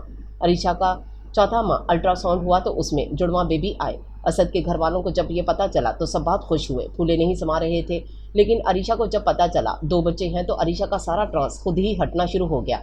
असद, मुझे बेबी रूम सेट करना है, बच्चों के लिए एक जैसी चीज़ें लानी है, बहुत सारे कपड़े लेने हैं। अरीशा अब मायूसी से निकलकर इंतहाई खुशी के फेज़ में चली गई थी। अरीशा का मूड बदलता रहता था, कभी कभी इंतहा की खुशी में चली जाती और कभी इंतहाई गमगीन हालत में चली जाती, लेकिन असद को वो खुशी में अच्छी लग रही थी। असद, मुझे घूमने जाना है, मुझे कुछ खाना है, मुझे बाहर ले चले, मुझे शॉपिंग करनी है। असद ने इस हालत में अरीशा का दिल अपनी हथेली पर रखा था, क्योंकि वो जानता था कि ऐसी हालत में अगर उसने कोई सख्ती दिखाई तो वो बच्चों से हाथ धो बैठेगा। अक्सर रात को 2 बजे तक अरीशा लाइब्रेरी में असद की चेयर पर ही उसके पास बैठी रहती। अरीशा को असद की तवज्जो हर तौर पर चाहिए थी और असद ने उसे कभी मना भी नहीं किया था। असद, बेबी मूवमेंट चेक करें। कभी कभी अरीशा उसका हाथ अपने पेट पर रख देती और वो मुस्कुरा देता। बस एक ही दुआ असद के लबों पर थी कि अरीशा ठीक रहे, उसे कोई नुकसान ना हो। असद ने नीचे फ्लोर में अपना बेडरूम सेट करवा लिया था, क्योंकि इस बार भी सीजन बेबी थे और अरीशा के ऑपरेशन की वजह से उसे 2 माह तक सीढ़ियाँ चढ़ना बिल्कुल बंद होना था। हादी 1 माह के बाद जब मिलने आया तो माँ का बदला हुआ सुरापा महसूस करने लगा। असद ने बहुत प्यार से उसे बता दिया, हादी आपकी मामा बहुत प्यारे प्यारे 2 भाई आपके लिए लाने वाली है, आप इनसे प्यार करना, उनसे खेलना। लेकिन बाबा वो कैसे खेलेंगे मुझसे, मैं तो बहुत बड़ा हूँ और वो बहुत छोटे होंगे ना। जी बहुत छोटे, नन्हे मुन्ने से। हादी मुस्कुराने लगा और अरीशा के साथ लिपट गया। हादी अरीशा से बहुत क्लोज था, लेकिन बोर्डिंग जाकर उसे बहुत मज़ा आ रहा था। पढ़ाई का अंदाज देखकर और उधर की गेम से लुत्फानंदोज होकर हादी को स्विमिंग आ गई थी, घुड़सवारी भी, टेनिस, फुटबॉल, क्रिकेट, हर तरह के खेल इधर खेले और सिखाए जा रहे थे। साइंस की क्लासेस के अलावा आर्ट की क्लासेस भी मिल रही थी। इधर रटा सिस्टम नहीं था, सब प्रैक्टिकल था। दुनिया के टॉप टीचर्स टीचिंग और ट्रेनिंग कर रहे थे, इसलिए असद अपने बेटे की पढ़ाई के हवाले से बिल्कुल बेफिक्र था। ईशा की नमाज अरीशा ने कुर्सी पर ही पढ़ी बैठकर, क्योंकि डिलीवरी डेट बिल्कुल नज़दीक थी और अरीशा का सुरापा उसे बिल्कुल भी ज़मीन पर बैठने की इजाज़त नहीं दे रहा था। 2 बच्चों की सोची अरीशा की खुशी में इजाफा कर रही थी। असद, एक बेबी आपकी गोद में होगा और एक मेरी गोद में, बराबर का पलवाना होगा मेरे साथ। अरीशा, फिक्र की ज़रूरत नहीं है, ओके सब हो जाएगा, बस तुम दुआ करती रहो, ओके। रात के 2:30 बज रहे थे। असद शदीद नींद की आगोश में जाने वाला था। एक रिसर्च बुक पर काम कर रहा था जब उसे अरीशा के कराहने की आवाज़ आई। दर्द हो रहा है असद? असद फौरी अरीशा के पास गया था और उसका हाथ थाम लिया।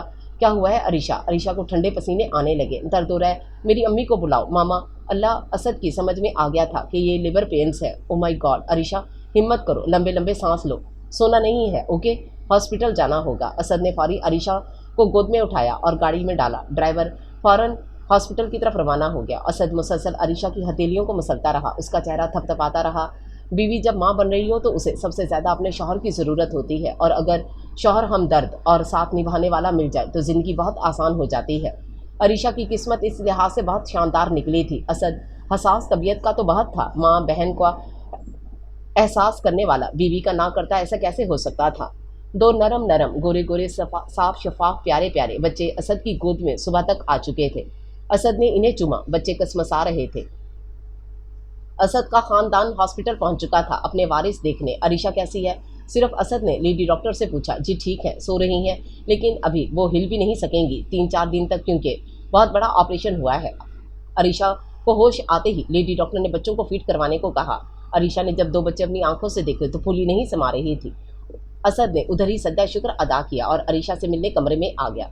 थैंक यू अरीशा, इतने खूबसूरत तोहफे देने के लिए। मैंने अपना लाहौर वाला घर तुम्हारे नाम कर दिया है इस खुशी में। असद, आप लोग प्लीज़ मुझे कुछ मत दें, मैं इतनी आसाइशों की आदी नहीं हूँ, बस मुझे आपकी कुर्बत, प्यार, एहसास और हादी चाहिए। हाँ, हादी को बता दिया है, ड्राइवर के साथ आ रहा है अपने लिटिल मास्टर्स को देखने। हादी अपने छोटे छोटे भाइयों को देखकर बहुत खुश हुआ, क्योंकि छोटे बच्चे देखना उसकी ज़िंदगी का ये पहला तजुर्बा था। घर आने के बाद मेहमानों का तांता बन गया। गांव वाले तो मुकम्मल तौर पर ही जैसे रहने आ गए थे। अरीशा घबरा गई थी, कभी बच्चों की दादी ले जाती बच्चे, कभी उनके दादा, कभी फूफो। असद, मैं बहुत परेशान हो गई हूँ बच्चों के हवाले से, 2-2, 3-3 घंटे ये मुझसे दूर रहते हैं। अरीशा, परेशान मत हो, थोड़े ही दिनों की बात है, सब चले जाएंगे तो तुम फिर अकेली ही होगी घर में। असद, वो बात नहीं है, भले हमेशा के लिए रहें ये लोग, मगर मेरे बच्चे तो मुझे दे दिया करें, भूख लग जाती होगी इन्हें, मैं तो चल तक नहीं सकती, तो कैसे मांगूँ बच्चों को। अरीशा रूहानसी हो गई। अरीशा, फॉर गॉड सेक, बचपना छोड़ दो अब, और ये क्या, मेरे बच्चे लगा रखी है, ये दोनों बच्चे अब इस खानदान का खून है और मेरे घर वाले जब तक चाहेंगे अपने पास रखेंगे, ओके। दिमाग ख़राब करके रख दिया है। असद के इस रवैये से अरीशा को बहुत तकलीफ पहुंची थी। मैं अपनी मामा के पास कुछ दिनों के लिए जा रही हूँ, रखना अपने बच्चे अपने पास। अरीशा, मेरा दिमाग मजीद ख़राब मत करो, ये बच्चे अभी 1 हफ्ते के नहीं हुए हैं और तुमने फजूल बातें शुरू कर दी हैं। अरीशा ने उठने की कोशिश की। उफ, पेट के टांकों में टीस उठने लगी। हिलो मत, लेट जाओ सुकून से, मैं बच्चे ला रहा हूँ। और कुछ खाओगी? मैं मेड से कहता हूँ वो तुम्हें तैयार करे, कुछ खिलाए, फिर तुम बच्चों को फीड करवा देना। असद कमरे से निकल गया। उसके जाने के बाद अरीशा सोचने लगी, मेरा इतना ख्याल मामा के घर कोई नहीं रख सकता। असद बाकी बहुत अच्छे हैं, बहुत लविंग, बहुत केयरिंग। मैं असद को छोड़ने का ज़िंदगी भर नहीं सोच सकती। बच्चे जैसे ही 8 दिन के हुए, असद ने घर में शानदार फंक्शन अरेंज किया। बच्चों के नाम रखे गए आहद और हदीद। अरीशा ने कोई अपनी नहीं चलाई, वो अब ससुराल वाली हो चुकी थी, इसलिए अब अरीशा की कोई मनमानी नहीं चल सकती थी किसी भी मामले में। अरीशा को दुल्हन की तरह तैयार किया गया। असद ने जैसे ही अरीशा को तैयार हुआ, वेल ड्रेस देखा, पलकें झिपकाना भूल गया। उसकी बीवी पर इतना रूप आया था। सुर्ख जोड़े में 2 नए नवमौलूद बच्चों के साथ असद और हादी की सेल्फियां उनके लाउंज को 4 चांद लगा रही थीं। हादी ने बच्चे चूम चूम कर बुरा हाल कर दिया था। असद ने हादी को मना भी किया, भाई अभी बहुत छोटे हैं जान, इन्हें मत दबोचो। लेकिन हादी साहब तो फिदा हो चुके थे इन नन्ही जानों पर, जैसे इनकी मामा ने कोई बच्चे नहीं खिलौने पैदा किए हैं। शानदार सा डिनर तैयार किया गया। बच्चों को बहुत सारे गिफ्ट्स मिले। असद ने दुआ करवाई नज़रबद हासिदीन के हसद से पनाह के लिए। हादी बोर्डिंग चला गया। असद अपने कॉलेजेस में बिजी हो गया और अरीशा बच्चों में जो फंसी के होश ही ना रही। वक्त कैसे गुजरता चला गया। हादी ने ओ लेवल्स कर गया। आहद और हदीद 10-10 साल के हो गए। अरीशा और असद में कोई झगड़ा नहीं हुआ सवाए एक झगड़े के। अरीशा, तुम इतनी लापरवाह कैसे हो सकती हो? हाँ, तुम मर सकती थी, तुमने क्यों किया ऐसा? मैं तुम्हें कभी माफ़ नहीं करूँगा। अरीशा हॉस्पिटल के बेड पर बेसुध पड़ी थी, आंखों से आंसू खुश्क हो चुके थे। 5 साल पहले असद को बहुत खुशी हुई, ख्वाहिश हुई कि अल्लाह इन्हें बेटी दे दे, और अरीशा ने कंसीव भी कर लिया। मगर अरीशा सीढ़ियों से इतनी बुरी तरह स्लिप हुई कि उसका मिसकैरेज हो गया और असद अरीशा से मुतनाफिर हो गया। अरीशा, अब ज़िंदगी में कभी भी तुमसे ये ख्वाहिश नहीं करूँगा और ना अब तुम्हारा ताल्लुक ऐसा रहेगा। अरीशा असद के पाँव पड़ गई थी और बहुत माफ़ी मांगी थी। प्लीज़ असद, मुझे माफ़ कर दें, मैंने अपना बच्चा जानबूझकर नहीं खोया, मैं गिर गई थी बस। ऐसा मत करें मेरे साथ, मैं बीवी हूँ आपकी, आपके 3 बच्चों की माँ। प्लीज़ ऐसा ना करें मेरे साथ। अरीशा ने रो रो कर गिड़गड़ा कर माफ़ी मांगी थी और असद खामोश रहा था। लेकिन मरता क्या ना करता, बीवी थी उसकी और मोहब्बत भी, माफ़ कर दिया। मगर अब अरीशा असद के दिल में वैसी जगह नहीं पा सकी थी और अरीशा जानती थी कि असद को बेटी की ख्वाहिश है।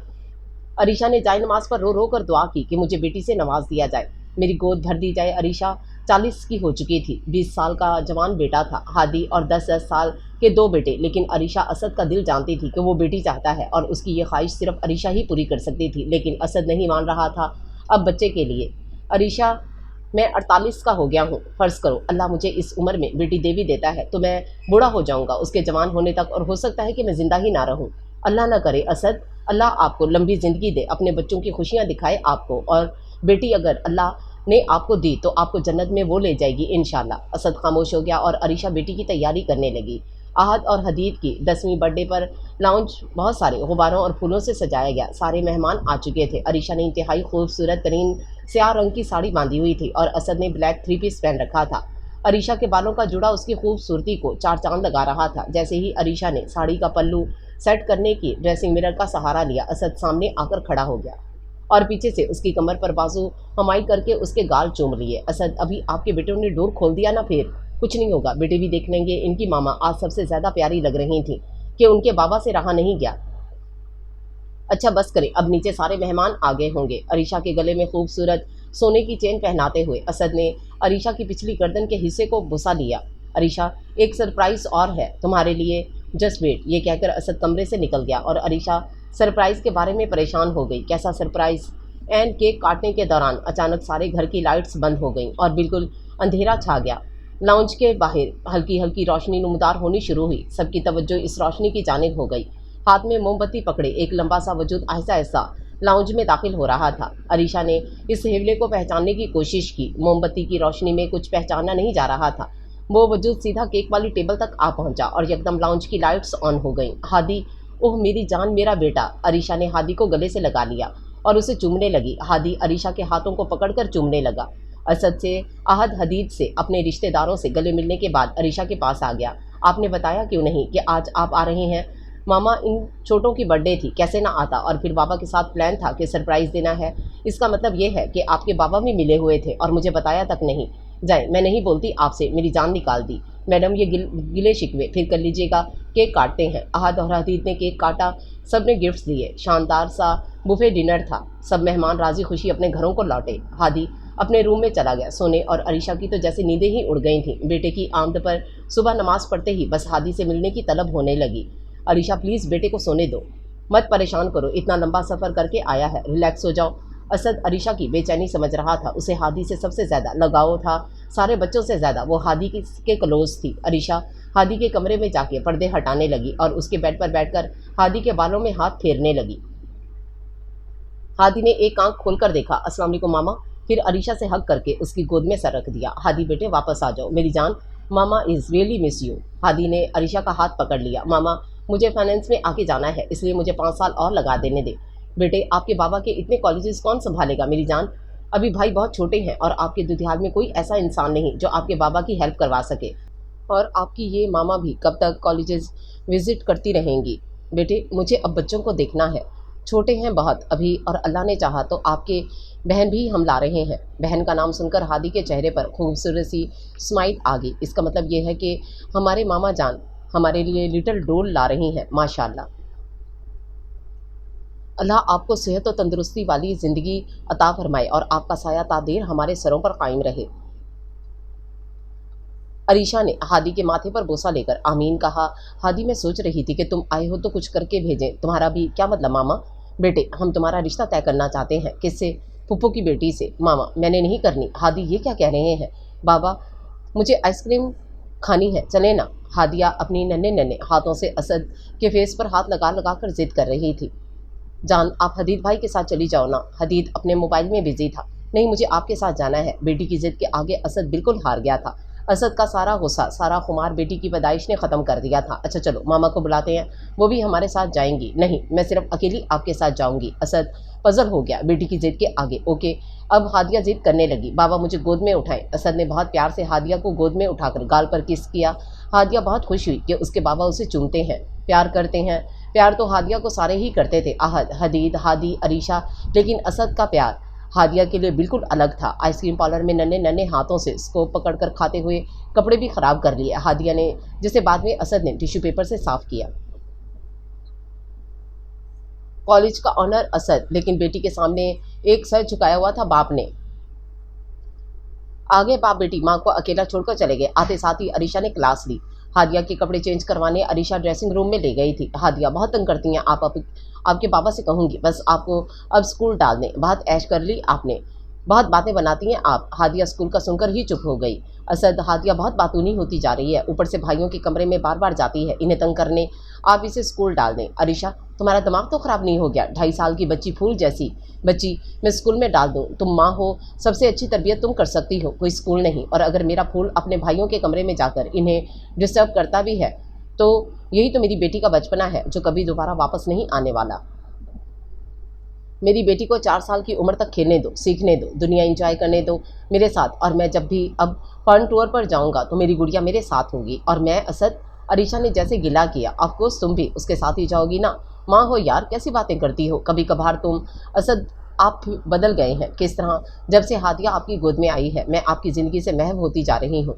असद ने अरीशा के दोनों हाथ पकड़ लिए। अरीशा अब हम पेरेंट्स बन चुके हैं, अब हमारी मोहब्बत, हमारा वक्त हमारे साथ सब बच्चों की फ़िक्रों में, इन्हीं की सोचों में गुम हो गया है। मुझे थोड़ा सा वक्त मिलता है सारा दिन में, और वो वक्त मैं अपनी बच्ची के साथ खेलने में लगाना चाहता हूँ।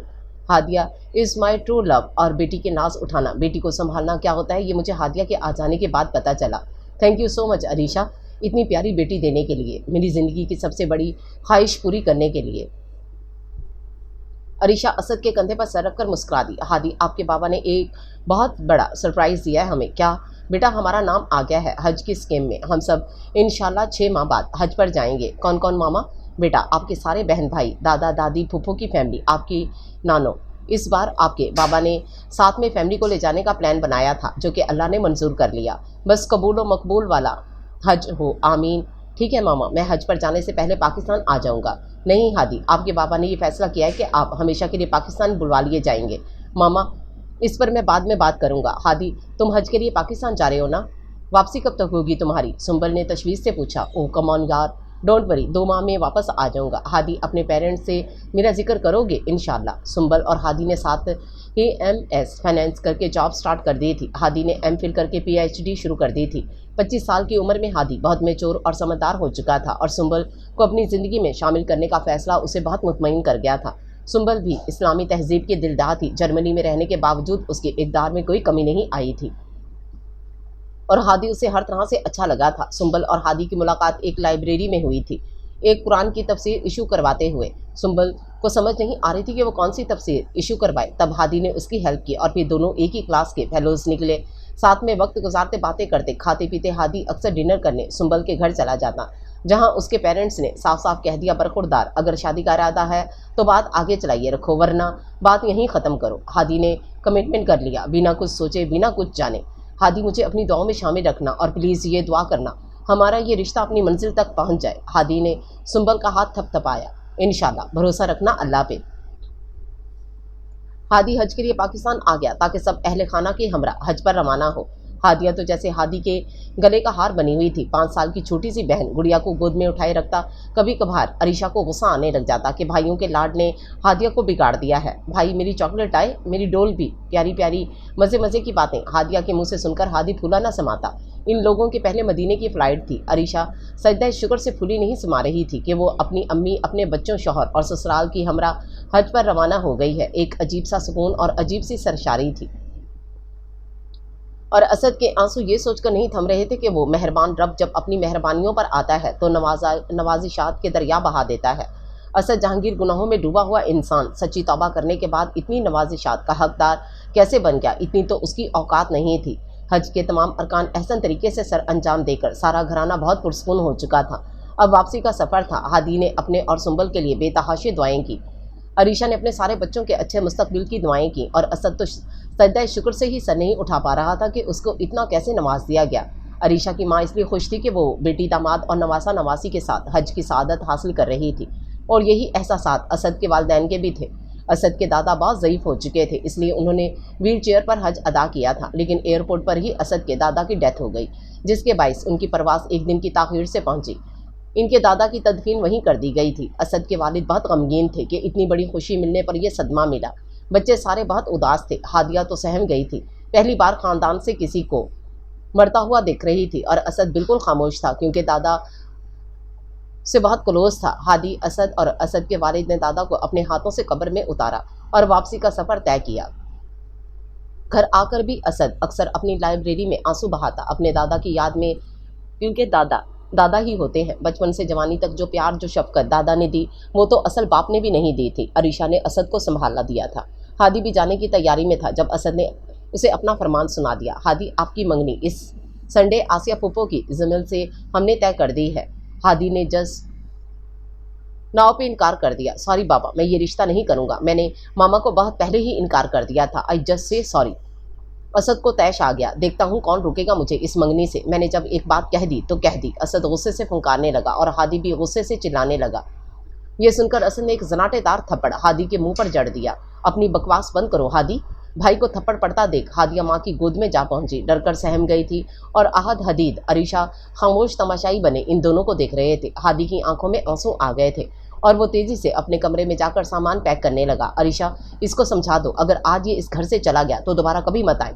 मैंने इसकी शादी जमील से करनी है बस। हादी अपना बैग घसीटते हुए लाया और आंसुओं में बोलने लगा, मैं भी पापा आपका ही खून हूँ ना। मैं आज जिमल को चाहता हूँ और ना आइंदा कभी चाहूँगा, इसलिए मुझसे ऐसी तवक्को मत रखिएगा। हादी, तुम्हें मेरी जायदाद से एक फूटी कोड़ी नहीं मिलेगी। बाबा, मेरी नीयत भी अल्हम्दुलिल्लाह बिल्कुल साफ़ है। मुझे कुछ नहीं चाहिए आपकी जायदाद से। आपकी दौलत, आपका मनसब, आपके कॉलेजेस आपको ही मुबारक हो। मुझे कोई इंटरेस्ट नहीं है इन सब में। मेरा अपना कैरियर है, मेरी अपनी लाइफ है। हादी ये कहकर घर से निकल गया। अरीशा रोती हुई उसके पीछे भागी। रुको हादी, रुक जाओ बेटे। हादी अभी पोर्च में ही था। मामा प्लीज़ मुझे मत रोकें, मुझे जाने दें।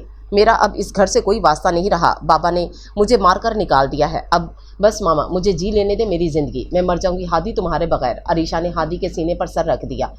हादी अरीशा का माथा चूमने लगा। मामा मत रोएं आप, आपके रोने से मेरे दिल को कुछ होता है। प्लीज़ संभालें खुद को। हादी, तुम मत जाओ, रुक जाओ बेटे। नहीं मामा, इस वक्त तो मुझे जाना होगा। हादी, मुझसे राब्ते में रहना बेटे, मुझे भूल मत जाना। हादी माँ के गले लगा और कैब के जरिए एयरपोर्ट पहुंचा। अरीशा अंदर आकर सोफे पर गिर गई और फूट फूट कर रोने लगी। असद ने अरीशा की तरफ देखे बगैर अपने कमरे का रुख किया। हादिया नन्हे नन्हे हाथों से अरीशा के आंसू साफ करने लगी। मामा ना रो, भाई चला गया था। उसको क्या समझ थी क्यों गया है, बस ये पता था कि बाबा ने मारा और भाई चला गया। आहद और हदीद असद के मसले में एक लफ्ज़ नहीं बोल सकते थे क्योंकि इनके बाबा बहुत सख्त थे। वो दोनों भी चुप थे। अरीशा अपने कमरे में आकर बेड पर नींद की गोली खाकर लेट गई। उसकी सिसकियां असद अपनी लाइब्रेरी में महसूस कर रहा था। असद अपनी बहन को ज़ुबान दे चुका था और अब वो जानता था कि ज़ुबान देने का क्या मतलब था उसकी नज़र में, और अब इनकार कर देने की सूरत में उसकी बहन से भी रिश्तेदारी ख़तरे में पड़ सकती थी और असद के वालिदैन भी बहुत नाराज़ होते। इसलिए हादी के चले जाने में ही आफियत थी। सुबह नाश्ते की टेबल पर अरीशा बिल्कुल खामोश थी। हादिया का टिफ़िन मेड ने लाकर दे दिया। अरीशा हादिया को स्कूल छोड़ने जाने लगी। अरीशा आज मैं ले जाता हूँ हादिया को। रुको, अरीशा ने एक कहरज़दा नज़र असद पर डाली। ज़रूरत नहीं है, मैं चली जाती हूँ। मैंने कहा ना, आज हादिया को मैं छोड़ाता हूँ, तुम कमरे में जाओ, आराम करो। अरीशा ने मुज़ाहमत नहीं की, हादिया को हक किया और असद के साथ भेज दिया। स्कूल से वापसी पर असद अपने ऑफिस जाने के बजाय सीधा अरीशा के पास रूम में पहुंचा। अरीशा कंबल ओढ़े रो रही थी। असद उसके पास ही बेड पर बैठ गया और बड़े प्यार से उसके बाल सहलाते हुए बोला, अरीशा रोना बंद करो अब और अपनी ज़िंदगी मत ख़राब करो। हादी ने जिमिल से शादी नहीं करनी थी, वो चला गया। अब तुम खुद को हल्कान मत करो, जस्ट रिलैक्स। अरीशा का दिल चाह रहा था कि वो असद का गिरबान पकड़कर पूछे, जालिम मेरा बेटा मुझसे दूर करके कह रहे हो जस्ट रिलैक्स। अरीशा चुप रही और जब जब अरीशा खामोश हो जाती असद समझ जाता कि मामला सीरियस है। असद ने उसके सर को प्यार से थपथपाया और कहने लगा, कल से तुम एडमिनिस्ट्रेटर हो, ओके? घर से बाहर निकलो, लोगों से मिलो, चलो हादी से कांटेक्ट में रहना, जो चाहो करना, चाहो तो उसके पास चली जाना, लेकिन यार ज़िंदगी एक बार मिली है, उसे एंजॉय करना, ओके? रोग मत बना लेना किसी भी चीज़ को। मैं तुमसे शर्मिंदा हूँ अरीशा, प्लीज़ मुझे माफ़ कर देना, लेकिन हादी की बदलिहाजी ने मुझे उसे मारने पर मजबूर कर दिया। Leave the topic Asad, I just want to live alone. Asad ने मुज़ाहमत नहीं की और कमरे से निकल गया। हादी वापस जर्मनी चला गया और जाते साथ ही सुंबल से शादी कर ली। हादी को गुस्सा ही बहुत था और उसने शादी करने में 1 मिनट नहीं लगाया और घर बसा लिया और बात की खबर कानों कान किसी को नहीं होने दी। हादी अपनी PhD मुकम्मल करने के साथ साथ जॉब भी कर रहा था और सुंबल भी जॉब कर रही थी, इसलिए उन्होंने बाआसानी एक फ्लैट किराए पर लेकर नई ज़िंदगी की शुरुआत कर ली। हादी, मुझे बिल्कुल अच्छा नहीं लग रहा, हमारी इतनी बड़ी खुशी में आपके पेरेंट्स शामिल नहीं हैं। हादी ने सुंबल को खामोश करवा दिया। सुंबल, इस बात का फैसला वक्त करेगा कि कौन हमारी खुशियों में शामिल होता है, कौन नहीं। फिलहाल तो मुझे अपना कैरियर बनाना है, अपने पाँव पर खड़े होना है, ताकि मेरे बाबा को पता चले कि उनकी औलाद भी उन्हीं जैसी है। अरीशा हर रोज़ हादी से व्हाट्सएप पर वीडियो कॉल करती थी। मामा, मैंने सुंबल से शादी कर ली है और ये बात मैं आपसे हरगिज़ नहीं छुपा सकता था, क्योंकि मेरी ज़िंदगी की हर खुशी आपसे है। प्लीज़ मुझे माफ़ कर दीजिएगा। अरीशा बिल्कुल गिंग हो गई ये सुनकर और कहने लगी, और अब जब तुमने सब कर ही लिया है तो मुझे बता भी क्यों रहे हो बेटे? तुम्हारा बाप, तुम्हारी माँ तुम्हारे नज़दीक कोई वक़्त नहीं रखते, इसलिए तुम अकेले ही घर बसाकर बैठ गए। मामा, मैं हरगिज़ ऐसा ना करता, बस बाबा की वजह से मुझे ऐसा करना पड़ गया, मुझे माफ़ कर दीजिएगा। अरीशा ने कॉल डिस्कनेक्ट कर दी। अरीशा अंदर ही अंदर इस गम को पाल रही थी। उसने असद से भी उसका कोई जिक्र नहीं किया। अरीशा पर चुप तारी हो चुकी थी। असद ने बहुत चेयर अप करने की कोशिश की, मगर अरीशा कुछ नहीं बोली।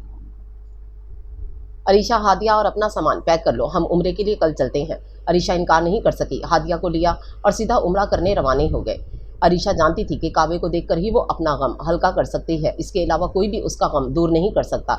इबादत इधर नहीं पहुंचाती जिधर गम पहुंचा देता है, और गमगीन दिल से निकली हुई दुआएं ज़रूर कबूल होती हैं। जैसे ही काबे पर पहली नज़र पड़ी, अरीशा फूट फूट कर रो पड़ी। औलाद की बेवफाई का गम माँ को बहुत गमगीन कर जाता है, और अरीशा को हादी से इस चीज़ की कतई उम्मीद नहीं थी। काबे के तवाफ से पहले अरीशा ने काबे के गिलाफ को पकड़ने का असद से कहा। असद ने उसे मना नहीं किया। अरीशा सीधा काबे की दीवार से जा लगी। सुबह 9 बजे का वक्त था, रश भी कम था। अरीशा फूट फूट कर रोई, गिलाफ पकड़कर जितना वो रो सकती थी। या अल्लाह, मेरे बेटे के दिल में बाप की मोहब्बत डाल दे। या अल्लाह, मेरा बच्चा वापस आ जाए। अरीशा जितनी दुआएं मांग सकती थी उसने अपने दिल को हल्का कर लिया। फिर उसने तवाफ़ की नीयत की और बेटी के साथ चक्कर मुकम्मल किए। असद के साथ ही वो सफ़ा मरवा रवाना हुई। अरीशा ने खुद को काफ़ी हल्का फुल्का महसूस किया और ये उम्रा बहुत खूबसूरत अंदाज में मुकम्मल हुआ। वापस आकर अरीशा ने खुद को घर में कैद करने के बजाय एक इस्लामिक सेंटर ज्वाइन कर लिया, जहां वो हफ्ते में एक दिन जाती थी खुद का खितासिस करने, बहुत कुछ सीखने। अरीशा ने ये जज किया अपनी ज़िंदगी के इन 45 सालों में कि इंसान की ज़िंदगी तो गफलत में गुजरती है। अगर इस मेहरबान रब के दर को ना थामा तो अल्लाह सुब्हानो ताला के दर तक पहुँचने के लिए रहमतुल लिल आलमीन के दर का सहारा लेना पड़ता है। अरीशा ने हुमा वक्त दुरूद इब्राहिमी का वर्द शुरू कर दिया जो उसको बहुत सुकून देता था। अरीशा अब वैसी नहीं रही थी जैसी वो 10 साल पहले थी, बहुत खामोश और इस्लामी हो चुकी थी और असद इसी में खुश था कि उसकी बीवी ऐसी बन गई है जैसा वो चाहता था। अरीशा ने अपने इदारों में बाकायदा इस्लामी सेमिनार करवाने शुरू किए और हुजूर नबी करीम सल्लल्लाहु अलैहि वसल्लम की मोहब्बत में उनके कॉलेजेस दिन दुगनी रात चुगनी तरक्की करने लगे। लेकिन अरीशा को अपने बच्चे की फिक्र लाहक थी।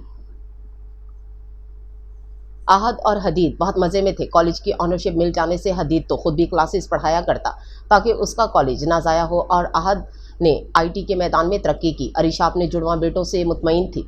रात के डिनर पर दोनों बेटे जैसे डाइनिंग टेबल पर आए। अस्सलाम वालेकुम मामा। अरीशा ने बेटों के गालों पर बोसा दिया।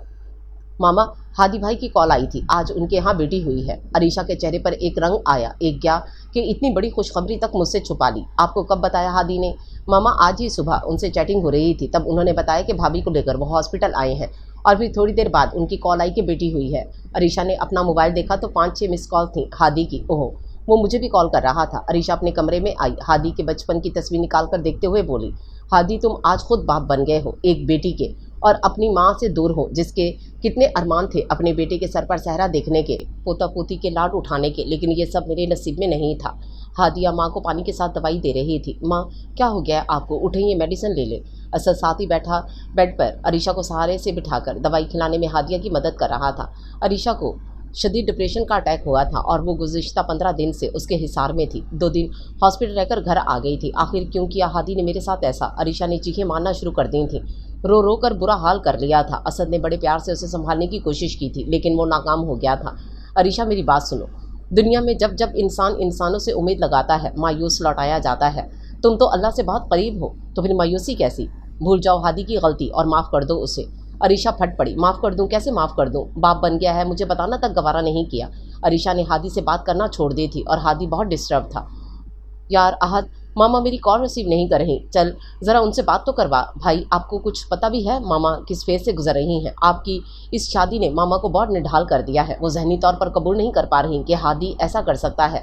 यार आहद, मैं खुद भी ऐसा नहीं चाहता था कि मेरे पेरेंट्स ही मेरी शादी अपने हाथों से कर दे, मगर वो नहीं मान रहे थे तो मजबूर होकर मुझे ऐसा करना पड़ा। भाई, आप भाभी और बेटी को लेकर वापस आ जाओ, मामा से मिल लो, इनकी कंडीशन बहुत ख़राब है। हादी सोच में पड़ गया। ठीक है, लेकिन बाबा ना निकाल दें, बाबा बहुत परेशान है मामा की वजह से, आप आ जाओ बस। सोचता हूँ। अस्सलाम वालेकुम बाबा। वालेकुम अस्सलाम। असद अपनी लाइब्रेरी में चहलकदमी कर रहा था। बाबा, मुझे एक ज़रूरी बात करनी है। बोले बेटा। असद की नज़रें किताब पर मरकूज थीं। बाबा, वो आहत बेटे, क्या बात है, कहिए जल्दी। बाबा, वो कल सुबह की फ़्लाइट से भाई भाभी को मैंने पाकिस्तान बुला लिया है मामा की वजह से। असद ने गहरा सांस लेते हुए कहा। क्या आपकी मामा ने इसे बुलाने को कहा था? आहत की जान निकल गई। नहीं, वो बाबा, मामा की हालत देखकर मुझे यही बेहतर लगा कि भाई को बुलवा लिया जाए। आप देखेगा इंशाल्लाह मामा भाई को देखकर बिल्कुल ठीक हो जाएंगी। आहत, आप यहाँ से चले जाइए। असद को आहत की बातों पर बहुत गुस्सा आया और अपनी लाइब्रेरी से आहत को निकाल दिया। असद अपने हाथ मसलने लगा। जवान बेटा है, शादीशुदा भी। अब इस वक्त असद को बहुत सब्र और हौसले से काम लेना था। असद को अपना वक्त याद आ गया जब उसने अपने घर वालों को अरीशा का बताया था। तब उसके घर वालों ने अरीशा को लाने का कह दिया था। असद के घर वालों ने उसकी सपोर्ट की थी, लेकिन असद और अरीशा क्या कर रहे थे? अपने बेटे के साथ ख़ानदान की लड़की से शादी ना होने पर बेटे से ही मुतनफ़िर हो गए थे। सुबह जैसे ही हादी घर पहुंचा, आहद उसे सी ऑफ करने एयरपोर्ट गया था। गेट पर असद खड़ा हादी का इंतज़ार कर रहा था। गाड़ी से उतरकर हादी ने असद से मुलाकात की, सलाम किया। असद ने बढ़कर हादी को गले लगा लिया। असद ने सुंबल को पहली नज़र देखा। छोटी सी मासूम सी बच्ची लग रही थी। अस्सलाम वालेकुम अंकल, ये कहकर सुंबल ने सर झुका लिया। असद ने सुंबल के सर पर हाथ रखा और उसे भी सीने से लगा लिया। जीती रहो बेटा। सुंबल की गोद में नन्ही सी हुदा देखकर असद की आंखें भीग गईं। बाबा, मेरी बेटी हुदा। हादी ने असद की गोद में दे दी बच्ची। माशाल्लाह। असद बच्ची को चूमने लगा। बाबा, मामा कैसी हैं अब? अपने रूम में हैं, सो रही हैं, उठती हैं तो मिल लेना। अपने कमरे में जाकर आप लोग आराम करो। मुलाजिम उनका सामान कमरे में पहुंचा चुका था। हादिया और हदीद भी आ गए और हुदा को प्यार करने लगे। ये मेरी गुड़िया है, इससे मैं खेलूंगी। हादिया ने जैसे अपना हुक्म जताया। हादी सबसे मिलकर बहुत खुश हुआ कि चलो सबने उसे एक्सेप्ट तो कर लिया। अरीशा ने नाश्ता अपने बिस्तर पर ही किया। असद ने उसे बहुत प्यार से कहा, अरीशा, एक सरप्राइज़ है और है तुम्हारे लिए। अरीशा ने नागवारी से कहा, अब ज़िंदगी और क्या सरप्राइज़ देगी मज़ीद। उसी वक्त दरवाजे पर नॉक हुआ। आ जाओ, असद ने बुलंद आवाज़ से कहा। हादी ने दरवाज़ा खोला और अंदर आ गया। अरीशा बेटे को देखती की देखती रह गई। हादी, मामा। हादी सीधा माँ के गले लग गया। अरीशा दीवाना वार बेटे को चूमने लगी। कहाँ चले गए थे तुम? अपनी माँ को छोड़कर देखो क्या हाल हो गया मेरा तुम्हारी वजह से। मैं बहुत नाराज़ हूँ हादी। मामा आई एम सॉरी, मैं बहुत शर्मिंदा हूँ, प्लीज़ मुझे माफ़ कर दीजिए। तुम्हारी बीवी और बेटी किधर है? एक मिनट मामा।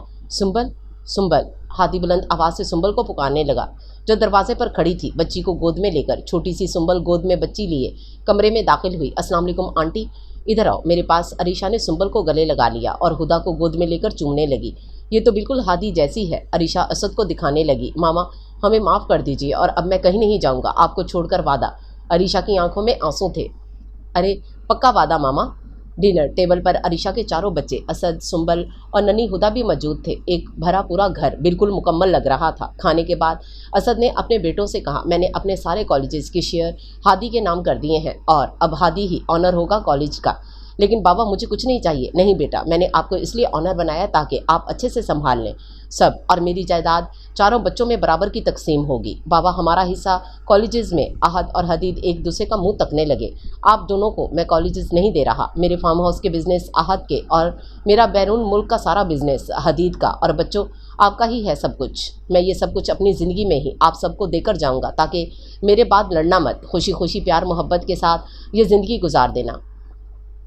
असद, सुंबल आई थी अभी मुझे कहने के आज सारे बाहर डिनर करने जा रहे हैं, तो मामा आप भी चलें हमारे साथ। क्या पहनेंगे आप? असद की नज़रों में शरारत थी। बड़े प्यार से अपनी बाहों में भरकर अरीशा के खूबसूरत चेहरे को छूने लगा। अरीशा कितनी खूबसूरत हो तुम, कितने प्यारे बच्चों जैसा तोहफा मुझे दिया, बहुत बहुत शुक्रिया मेरी ज़िंदगी में इत्मीनान और सुकून देने के लिए। अरीशा ने अपना सर असद के कंधे पर रख दिया। असद, मैं आपकी शुक्रगुजार हूँ। आपकी ज़िंदगी में शामिल होकर मैं मुकम्मल हो गई। मैंने बार बार आपकी हमरा अल्लाह का हरम देखा। मैं जितनी बार शुक्रगुजार हूँ कम हूँ। मेरे मालिक ने मुझे वो सब अता फरमा दिया जिसकी मेरी औकात नहीं थी। अचानक बादलों की गरज चमक शुरू हो गई और तेज़ हवा का झोंका बालकनी से अंदर आया, जो मिट्टी और धूल ले आया। असद ने जल्दी से कमरे की खिड़कियां बंद करने की कोशिश की, लेकिन हवा की तेज़ रफ्तार असद को नाकाम कर रही थी। अरीशा ने बढ़कर खिड़की के पट मजबूती से थामे और खिड़की बंद की। बारिश की फुहार ने असद और अरीशा को भिगो दिया। असद अरीशा के चेहरे से बारिश के कतरे साफ करने लगा और फिर अरीशा का माथा चूम लिया। अरीशा, हमारी ज़िंदगी में भी ऐसी ही खुशियों की फुहार पड़ती है और हमें इसे आगे बढ़कर थाम लेना चाहिए। कैसे? अरीशा ने असद को छेड़ा। असद ने हाथ गीले थे और उसने गीले हाथ अरीशा के चेहरे पर झाड़े ऐसे, और फिर असद तेज़ी से लाइब्रेरी की जानिब भागा। अभी बताती हूँ। अरीशा असद के पीछे पीछे भागी। बाहर बारिश ज़ोरों से बरस रही थी। सारा गम, सारी मायूसी, सारा मलाल ख़त्म कर रही थी। असद रॉकिंग चेयर पर झूल रहा था और अरीशा बड़े प्यार से उसका सर सहला रही थी।